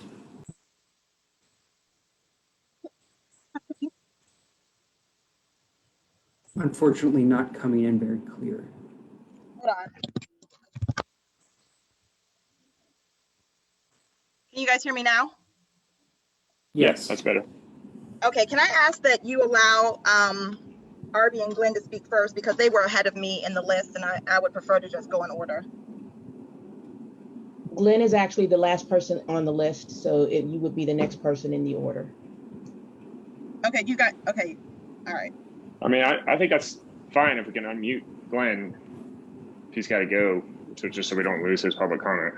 Well, and I know Arby put his, I just recognized that they put their names in the chat, and I did not hear anyone recognize that. And so I want to make sure that Glenn and Arby, they were ahead of me, just being fair, that they got to speak. If Glenn's ready and he has another obligation, then let's bring him up. Okay. And then we'll get back to Felicity. Okay, you're good to begin. Hello, can you hear me? Yes. Can you hear me? Okay. Thank you, everyone. Greetings. When testifying, you are asked, do you swear to tell the truth, the whole truth, and nothing but the truth? I believe that there has been some truths provided by the development team and some that are not exactly the whole truth. Today, based upon my vantage point, I'd like to share just some of my truths and the whole truth surrounding PAR's best effort in the Lower Hill development. The truth. This development comes at a crucial time, not only for the Hill District, but for Pittsburgh as a whole. I personally don't hear many opposing the redevelopment of the 28-acre site, and I cautiously welcome the development. This development was always complicated by many factors, and the pandemic only enhanced those factors. Lack of community investment, historic history of past wrongs, and a developer committed to continuing a development after a pandemic is no easy task. I understand the political, community, and financial pressure to secure a deal as soon as possible. The whole truth. In agreeing to the current plan, without a condition of a signed community agreement, what Dr. Ellis just said, and DRP approval, will lead down the same path that the Hill District faced over 70 years ago. Yes, we can't afford to lose this deal, but we also can't afford to do the same thing expecting different results. That's called insanity. The community does not oppose the FNB Tower, but opposes the community benefits that are being offered based upon a future multi-million-dollar project. There is a true difference. The truth. BPG has made tremendous strides and should be acknowledged for their current pre-construction MWBE numbers. They have attended some EMC meetings and calls. They have replied in some form to the community reinvestment plan. They have continuously presented many arguments on how they are achieving the CCIP requirements based upon their current plan. The whole truth. The developer's current plan, community and reinvestment plan, has not changed since the initial URA request in the May 2020 board meeting. The EMC and the DRP have given numerous feedback. The amount of time, meetings, and undelivered promised documents have led to my pushback to the developer. The current plan provides no ownership, no rental opportunities for Hill District residents at a reduced rate, no community collaboration, and all current money dedicated to the community will be held by government agencies. Negotiation takes place when both parties agree to making sacrifices to reach a deal, both parties. I understand not all requests can be met, but not one request from the community partners have been agreed upon. The frustration, the lack of timely responses, the public propaganda, the changing of negotiation formats, broken promises, again, no signed agreement, and the same proposal written in different forms saying the same thing has all led us to where we're at now. Again, I don't oppose the project. I oppose the current community benefits. There's a difference. The truth, the community members, community organizations, and government agencies, and the EMC all play a role in the assurance of the CCIP. The CCIP took many years and hard work to guide the future development of the Lower Hill. The implementation of the CCIP has many layers, and again, it's very complicated. Based upon one's personal perspective, one can argue that the CCIP is either being met or unmet. The whole truth, due to the complexity of all parties involved, is why the approval of the DRP is so important. Each party listed above at some point in this project has had a conflict of interest. The importance of following procedure, whether you agreeing or disagreeing with the process, is extremely important. The process of assuring true community feedback and compliance is a major concern. The CCIP has to be met on all levels at various points of time. The CCIP is not a one-size-fits-all. Many who share in the Warner development and that you have saw on the video earlier have never seen the current community reinvestment plan. My job as an elected committee member of the EMC for the community is to ensure that the community receives the best benefits from this plan, not the development, okay? Again, this is based upon my vantage point as an EMC member and a Hill District resident. I ask that if you vote today or moving forward, that you place a condition on a signed reinvestment plan with additional changes and to encourage FAR to complete the DRP review process. I thank you for your time and consideration.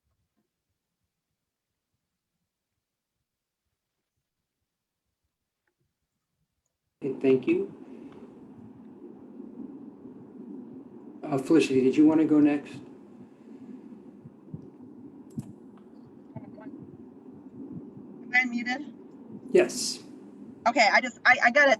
We got another comment that RB hadn't been acknowledged to provide public comment. Yes, to be clear, that order is not the order in which they were received. It's the order in which the Q&A was acknowledged by the board, or by me rather. So the order is kind of arbitrary, but if you want to go last, we can let RB go first. I would prefer to let him go first. Okay. Thank you.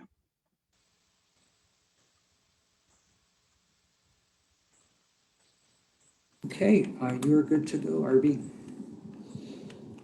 Hello. Yes, we can hear you. Okay, good afternoon, everyone. My name is RB Bankston, lifelong Hill resident. My father had a business on Heron Avenue. I have family displaced from the lower 28 acres, which was 100 acres originally. So my family's been affected by displacement Huron Avenue is still vacant, 1975 till today. So a couple of things. I'm a DRP member. I'm also a board member on the Hill District Consensus Group. And I'm a retired engineer. Have a lot of training and evaluating these things much beyond what people assume. And I've worked on 3 continents as an engineer consultant. So I've worked with quite a few people, different nationalities, about 20 or 30. So that's a little bit about me. So to go through this, the first thing I want to talk about is this. I keep hearing about this Equal Opportunity Review Commission and how the development team passed it. So here's the Equal Opportunity Review Commission. Reviews and approves all applicable construction contracts for compliance with the Pittsburgh Code of Ordinance, as well as the contractor's compliance with the City of Pittsburgh's policies regarding women minority business opportunities. So that is apples and oranges because none of that is in alignment with the CCIP. So the other thing is the DRP was kind of discounted and disrespected and so forth, and it's from the community. So we need to understand that the EMC, the way it's structured, really isn't for the community because today we had 6 of 9 members on a statement. Not all, it wasn't unanimous. And the EMC itself has 3 or 4 members that work for the Penguin. So there's this conflict there and the community recognizes that and there's not much trust. So let's go to October 2019 when Block B and E were the takedown and nothing's happened since then. And in the current term sheet, some of the attributes of the Block B and E term sheet has been transferred. So one of the comments is that there is no schedule or agreement in place with a timetable, and there needs to be penalties if these things are missed. So big picture, the census tract was moved and the IRS just said that, well, you can't use an opportunity zone, but it doesn't matter because the census tract was moved. Now the AMI is going to go up, it's starting to rise. And so by 2024 to be in effect, that means that community development block grants won't be available. They're already not available to residents up here on Sugar Top. So it's a squeeze from the top and the bottom. The middle hill will be gentrified and people will be displaced and the AMI will continue to go up with development. And the opportunity zone that they propose will also be because there has to be a profit potential for investment. So none of those things are helping the residents. And that's my point. You've got, well, 14 people in their 5-minute video out of approximately 10,000 residents. Okay, most of the residents don't believe this is something that will benefit them, and that's a problem. So let's go to LERTA. So I was told that this policy and procedures was law, required by law. So I looked at Act 76 of 1977, which is LERTA, and I looked at Act 385 of 1945, which is urban redevelopment. So there's no precedent for another entity, the URA, to tell another entity, the advisory board, how to conduct their business. They're not following the CCIP. So in the CCIP on page 3, or should I say page 23, and give me a minute to pull this up.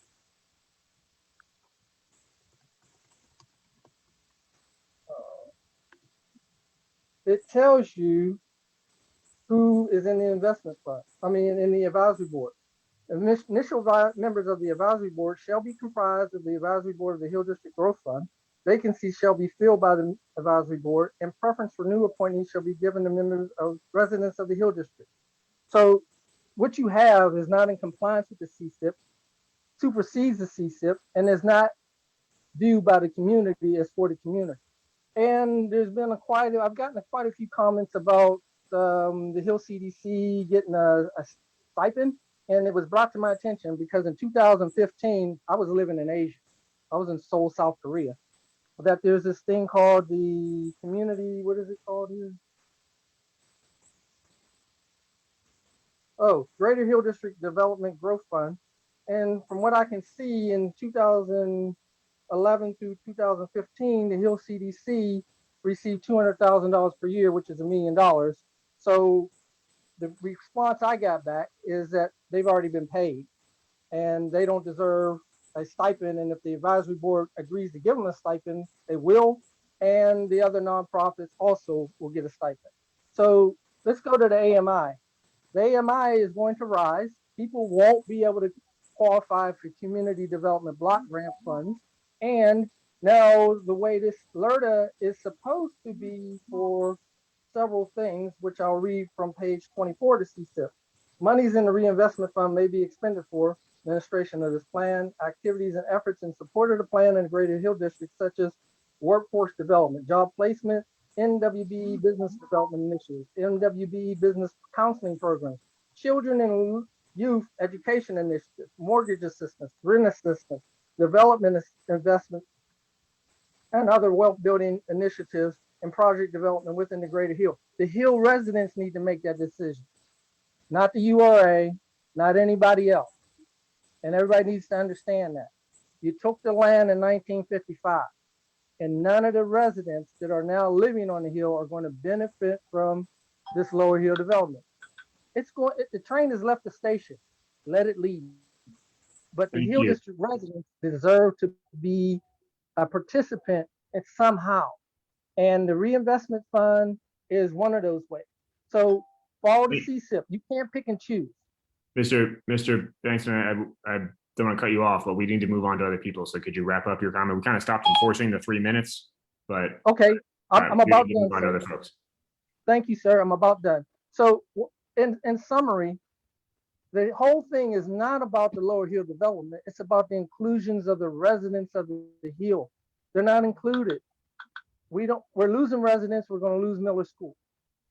So we don't have anything for our children. And moving forward, if we don't educate our children in grade school, we're going to birth another generation of people that are going to continually need help moving forward because of the way things are structured, meaning systemic racism. That's a fact. And we need to work together to try and solve these, and we can be a model for the rest of the country. Thank you for allowing me to speak. Thank you. Appreciate it.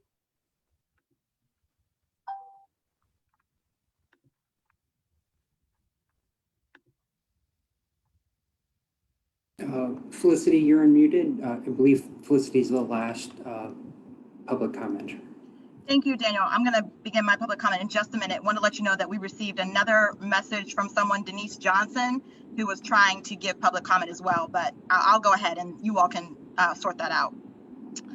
My name is Felicity Williams. I am the Programs and Policy Manager at the Hill CDC and Special Assistant to our President and CEO. As part of my role, I staff the DRP, which you've heard from 2 individuals today. I wanted to give an update on the status of the project in the DRP process. So since the development team's second presentation and second set of failed scores in March 2021, there has been little to no progress.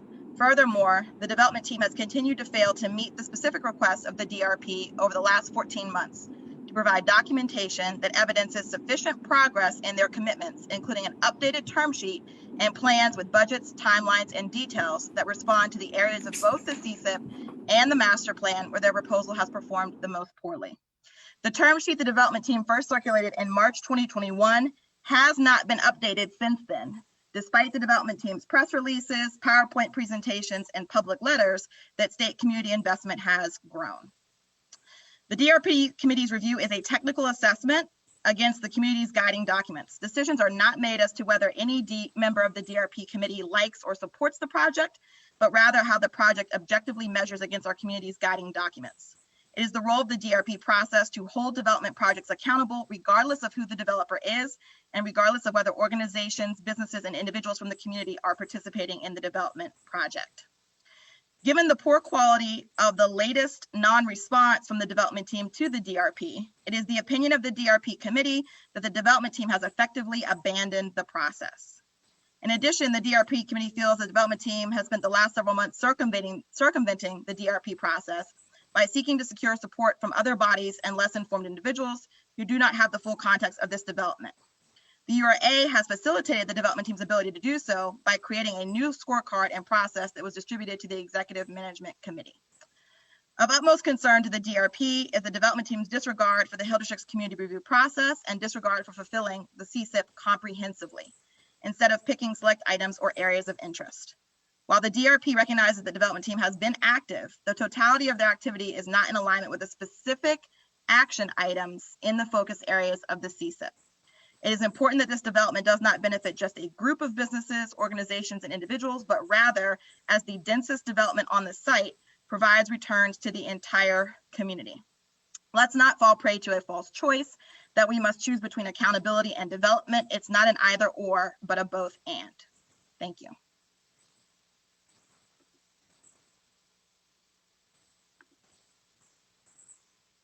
Daniel, see if Mrs. Denise Johnson is in the queue. We'd like for her to come forward and give public comment if she'd like to.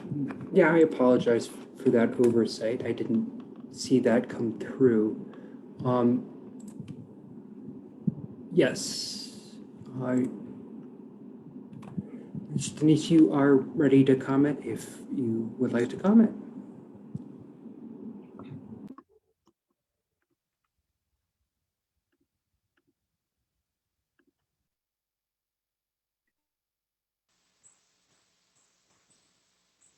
It looks like there's some meeting.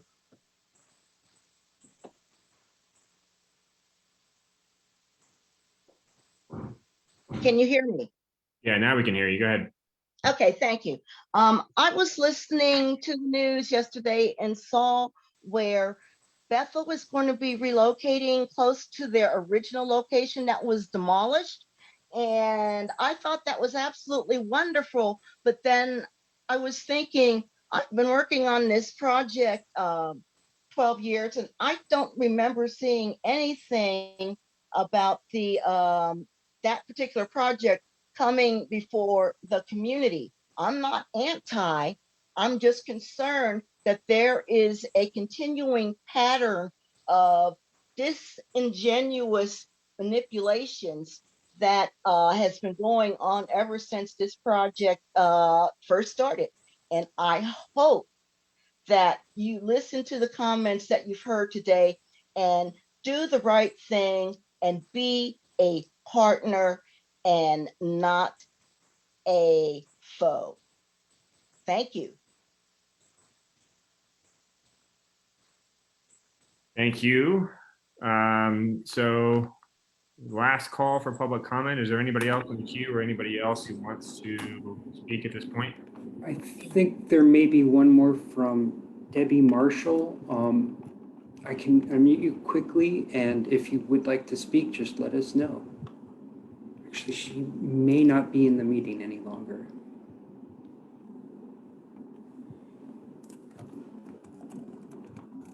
I don't see her. Daniel, can you hear me? Oh, yes, I can. Just Okay. could you speak a little louder?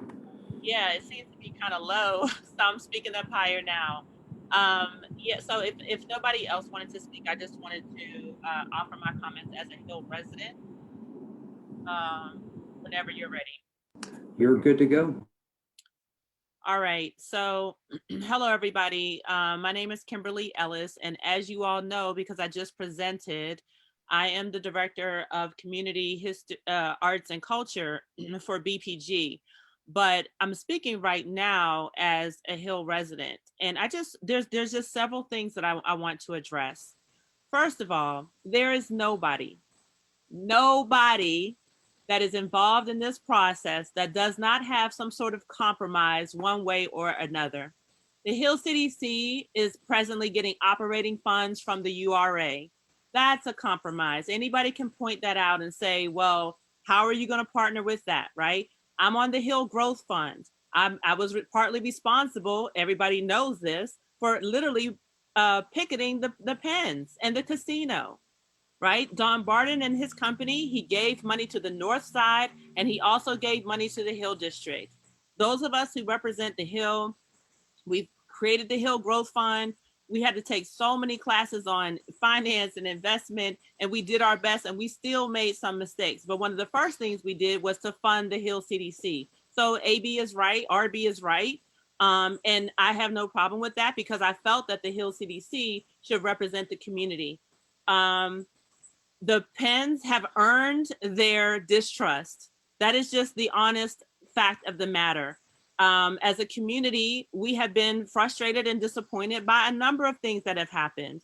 I was personally disappointed by the community benefits agreement. I didn't even sign it. I did not think that it was robust. I wanted more money to come for our grocery store, especially considering that Ron Burkle and he comes from literally a grocery store family. And I didn't think that the $1 million was enough because we needed a full grocery store. And let me just tell you, being a member of the Hill Growth Fund, who literally gave the gap financing money to open up the grocery store, the Shop and Save, unfortunately, one of the things that we didn't realize is that we realized it, but we wanted the store to open because our community needed it. We wanted to end our food desert, is that it was a bad deal. Shop and Save actually got far more out of the deal than we knew to do. So it's really important that we have proper expertise, that we have full transparency, that we have a more open process, a more transparent process with the community. It's just the right thing to do.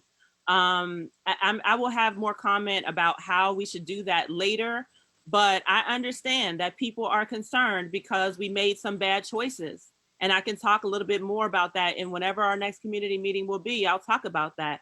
But overall, this idea that BPG or that the development partners don't want to sign, I think that that's incorrect. What has been happening is that the Hill CDC has been coming up with these demands and these requests. And in an ideal world, there's nothing wrong with these demands and these requests, but whether or not they should come directly from this development company is what is questionable. And one of the things that I talked about in the Planning Commission meeting is because I went to school in Atlanta and I learned so much about Mayor Maynard Jackson in Atlanta.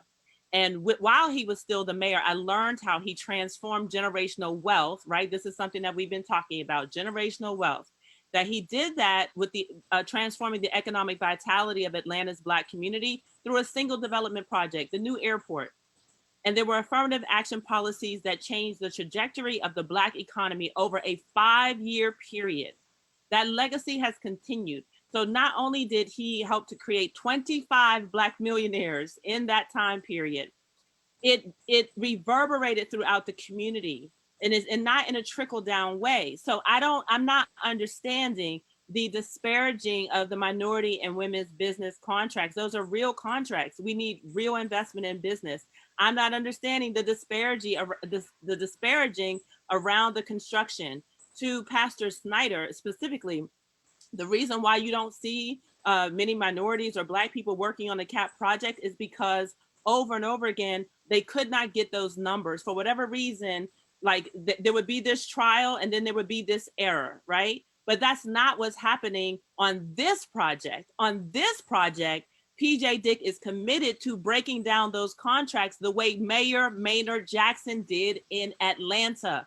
This information makes a very big difference, okay? So, and it's not just that, oh, Bomani works for BPG now and that I work for BPG. We've only been here 5 months. And to be honest with you, BPG and the development partners could not pay us enough to try to betray our community. So I just want to state that because we're bringing it home for the community, however and whenever and all the ways that we can do this. But a development project, they have to make money in order to share the money. You can't talk about the LERTA and then you don't want them to actually, finish making their profit and making a way. And also, if you're always under the pressure of being sued, you make different choices.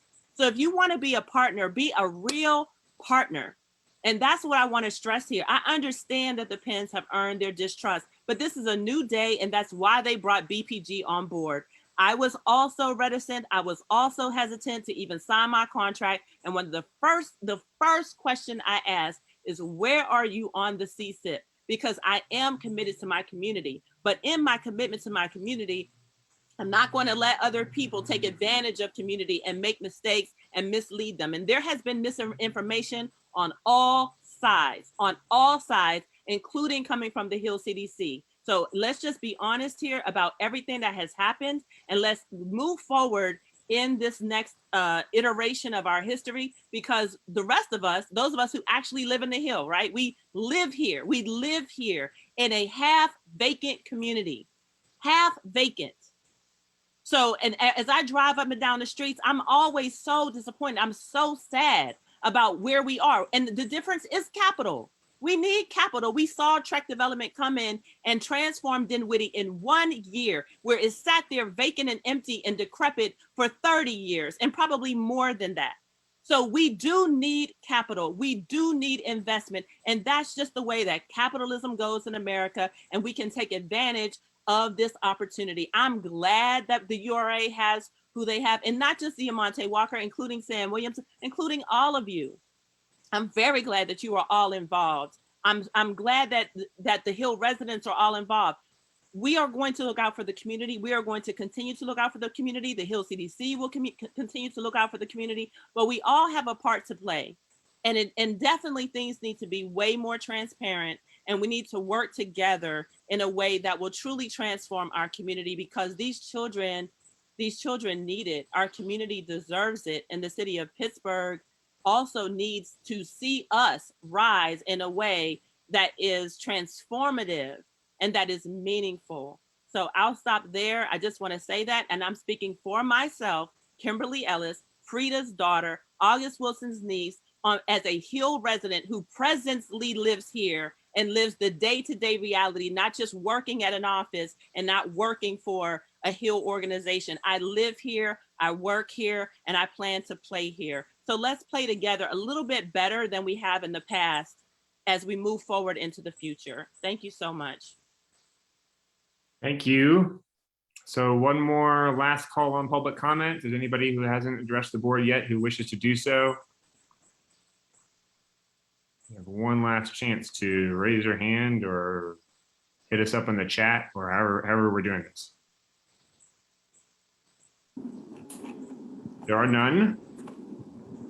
Daniel, we got anybody? Nope, Dylan, you can advance to the next. Okay.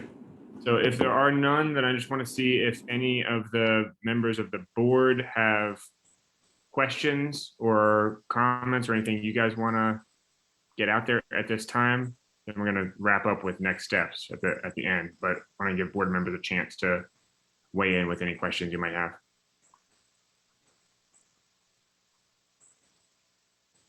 I think, I know, I don't want to belabor the point in the time. I know we're way over. I think that I personally may have some questions about more clarity about the open space, and would love to talk about that, or just kind of get a update or ask my questions directly. But I didn't want to leave that out. But I also know, again, we are probably very over time at this point. So.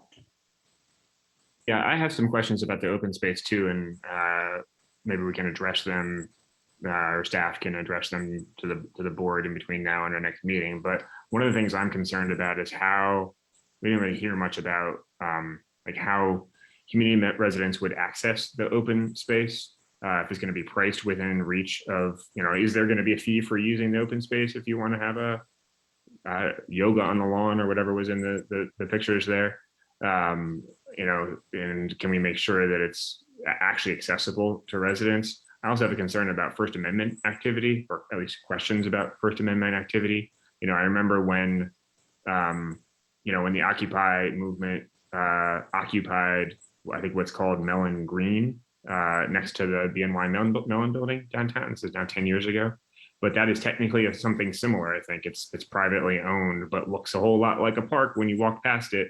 And so when the Occupy movement, took over that space, there were legal disputes about whether you can actually engage in First Amendment activity in privately owned public space. And I'm curious about, kind of how things like that will be managed. Not that anybody wants to pitch a tent necessarily outside the FNB Tower, but First Amendment activity is important.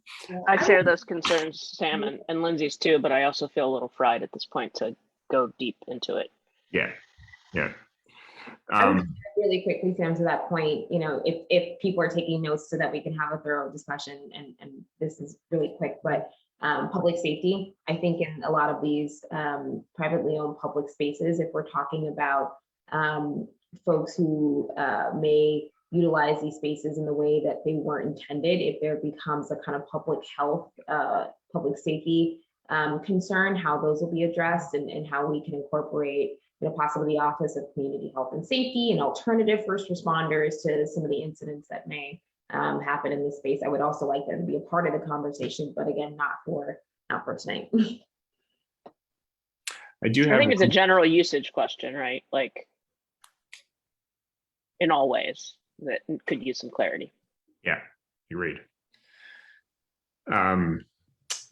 I do have a Sam, we will ensure that the staff. board, Sam, we will ensure that we're taking notes, and we will ensure that the board gets response from the developer and the project team working on this to answer any questions that come up that we don't have time to kind of litigate today. Yeah, that would be great. On some of these questions, I think there are actually legal precedents for how this sort of space is handled. I just don't know what they are. I do have a question. I don't know if this can be answered immediately, Diamante, for you, for the staff, or if you have to get back to us on this, but I'm kind of curious, having heard arguments that some of the EMC members should be, quote unquote, conflicted out of providing their input to us on how they feel this project is, fulfilling its obligations under the CCIP. Whether if you took those folks out of the responses that we got, would that materially impact the kind of the overall ratings that we were shown this evening? We did run the numbers to take out any of the members that were asserted as conflicted, and the scores actually go up higher. I think in my opinion, looking at the scorecard, I think that everybody who responded ethically and were very fair and balanced. And, we didn't see any wide swings between community and government. If anything, I think that government was very, very thoughtful, and the community was very honest about areas where they thought more needed to be done. And we wanted to make that transparent. So if you take those members out that were deemed conflicted, the scores actually go up based on who responded to the scorecard. But I want to reiterate that I don't see a singular scorecard as a replacement for, the Lower Hill Executive Management Committee governing itself the way that it deems that it should be, governed. Our goal was to meet the board's request to give you something. And the last thing that I wanted to do was do my own assessment. I really wanted that assessment to come from those that sit around that table and work so diligently, every week to try to get this right. So hopefully we've done what the board has asked. We certainly understand that and appreciate it. Thanks. Did we, if you include public comment to the scorecard responses, do we have 100% engagement then? Yes, we have 100% engagement, and we actually, again, with the numbers, because it's a numerical thing, if two respondents gave it the lowest score, it still ranks a 3. And so, I don't want to replace people actually responding to the scorecard, but we did do a model where if they got the lowest scores possible, there would still be a 3.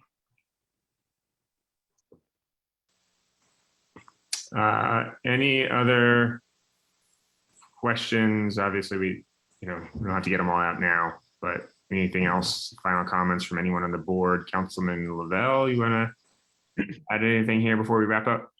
Sure. I was actually planning on not speaking because this is a daily conversation for me, including earlier today. So I was going to let all the other board members get their thoughts and questions on the table. But with that being said, I do have 2 questions for the development team. Are they still with us? Yes, they're here. Yeah. Okay. So my first question is, are you all willing to commit to finishing the DRP process?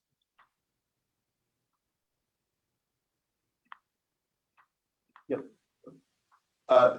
Yes, we are, Councilman Lavelle. And I apologize because after 4 hours, my brain's a little fried as well. But are you basically, are you referring to finishing a process of engagement? I think on Friday we had a call, and on Saturday we responded. So I don't know what the vibration is, but on Saturday we responded with feedback. So we weren't planning to stop that engagement process. Okay, thank you. My second question, because this was also brought up by numerous attendees. I'm sorry, Daniel. I'm sorry. I think Chris responded to the EMC, but that's not what you asked. Oh, DRP process. oh, the DRP process. The development review panel Thank you, process. Thank you, Dr. Ellis. You all are essentially in the middle of it now. The next phase is to continue meeting with the DRP to review the project. Eventually, hopefully, then having a community meeting whereby the DRP would present your project to the larger community. And so I'm asking, are you willing to finish that process? So let me say something really quickly that we have concerns about the DRP process, and they're very real concerns, and so do other members of the community. So one of the things that I would like to do is let's present to the entire community first, before we decide what to do with regard to the DRP process. It's just very important. We're at a critical point in history, and we can't sugarcoat these things anymore. So my response to that would be do both. Have a meeting where you can present to the entire community, but also finish the DRP process. I've said since you all initially got involved in this process that I wanted to see you all finish that process out. And I think that's respectful of the community, whether or not we have issues with the process. What I will tell you is every developer has issues with the process. So that's not my main concern, but I do believe that process should be finished. And did you say that every developer has had issues with the process? Every developer I've ever experienced has issue with any community input. So that's kind of normal. Okay, so that I wasn't responding for the whole team. That I just wanted to put my input, but let's go back. And I'm willing to get in a room and help work through issues, but I do believe it's important to finish the public community process that you all started. Councilman, I was a little discouraged by some of the comments earlier about our team. And I think what Dr. Ellis just pointed out is this is a team. This isn't about, Chris Buccini. It's about a team, a locally based team that, they're driving the bus on a lot of this. And so we respect where you're coming with this, and obviously willing to work with you. Thank you. My second question is regarding the actual term sheet. Are you willing to sign all the commitments that you've made up until this point, as well as any additional stuff we may work through over the next couple of weeks? Yes, we would. That's correct. Okay, thank you. We would be willing to set, so the term sheet and the summary terms that we've been going back and forth with now for a few weeks or months, we've always said we would certainly sign that, and anything else we would agree with going forward, we would sign as well. Okay, thank you. With all that being said, I said to the Planning Commission last month, whenever we met with them, that in my personal opinion, it's time to move forward. This has been 10 years in the making. A lot of those who spoke today have been put their blood, sweat, and tears into trying to move this development forward, trying to move this community forward. And unfortunately, this singular development can't solve all the issues that have plagued our community since 1955, when it was torn asunder by government, right? Government, we have our own role that we have to play to restore justice to our community. The development team also has a role to play. And I believe we're in a much better place than where we were months ago, 6 months ago, a year ago. That's not to say this is perfect, but it is to say this allows our community to begin redeveloping itself. It does allow people in our community begin going to work so that they can economically benefit from this actual development, which, as anyone who's ever heard me talk about this, has been my goal since day one. To leverage the Lower Hill development to economically transform the rest of the community so that those residents that choose to stay can choose to stay and thrive because they're in an economically better situation. With that being said, I want all to know that that doesn't mean that the fight, the tussle, the arguments end here, right? I will, and I believe the development team would attest to this, continue to work with them, continue to work with the EMC, the DRP, to ensure that every step of the way, we're achieving every goal possible to make this as transformative as possible. But I do believe at some point in time, you also have to be willing to accept when you've gained a victory, and I do believe we have a victory, but that doesn't mean we stop playing the game, right? We want to win the next game and the next one and the next inning and make the next shot as well. And so that's sort of my commitment to this project moving forward. I would also just recommend to the URA board, because this is a board briefing, and so the real idea here was for you all to be able to ask 1,000,001 questions of the development team, but we run a little long. I would recommend having an executive session where we can talk through a lot of the questions that you all have texted me or put into chats, or I've seen going back and forth, so that we can fully debrief on this prior to us taking any vote. There will be an executive session scheduled. Okay. Thank you, Chairman. Thank you. You want to throw the next slide up that has the next steps? Because there we go. So we're at the top there on May 26th. We have board meeting scheduled for June 10th. So that's a little more than 2 weeks away to actually take a vote on all these Lower Hill items. So once again, members of the public can register for public comment or submit their public comment in writing in advance.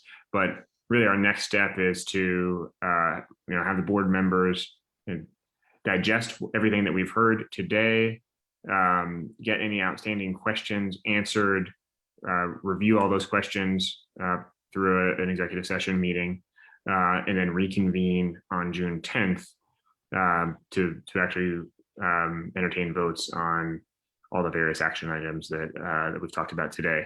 There is separately, you'll see there on the calendar, there's a regular board meeting of the URA on June 17th as well. The Lower Hill items will be discussed and voted on separately from the rest of the June agenda. And with that, unless there's any other final words from other board members or questions anybody wants to get out there, I want to thank all the members of the public for their time and attention. And it's been a more than 4-hour long board meeting now. I thank the development team for preparing incredibly thoughtful and robust overview of this project for the board. I want to thank Councilman Lavelle for his leadership on all of this through many years. And we look forward to debating this and talking about it as a board and making a decision on June 10th. So with that, I think we need a motion to adjourn. The only vote we're going to take today is to end this 4-hour meeting. The development team would just like to thank everyone for their patience. It's I think the depth of the content, it's obvious how much is going into it by a lot of people from both the community and the development team. So we do really appreciate everyone being so patient and listening to everything. So thank you so much. And we look forward to speaking on the 10th again and in between. Absolutely. Thank you. I think Rep. Gainey made a motion to adjourn. Is there a second? Second. All those in favor? Aye. Any opposed? The meeting is adjourned. Thank you, everyone, so much. Have a great night.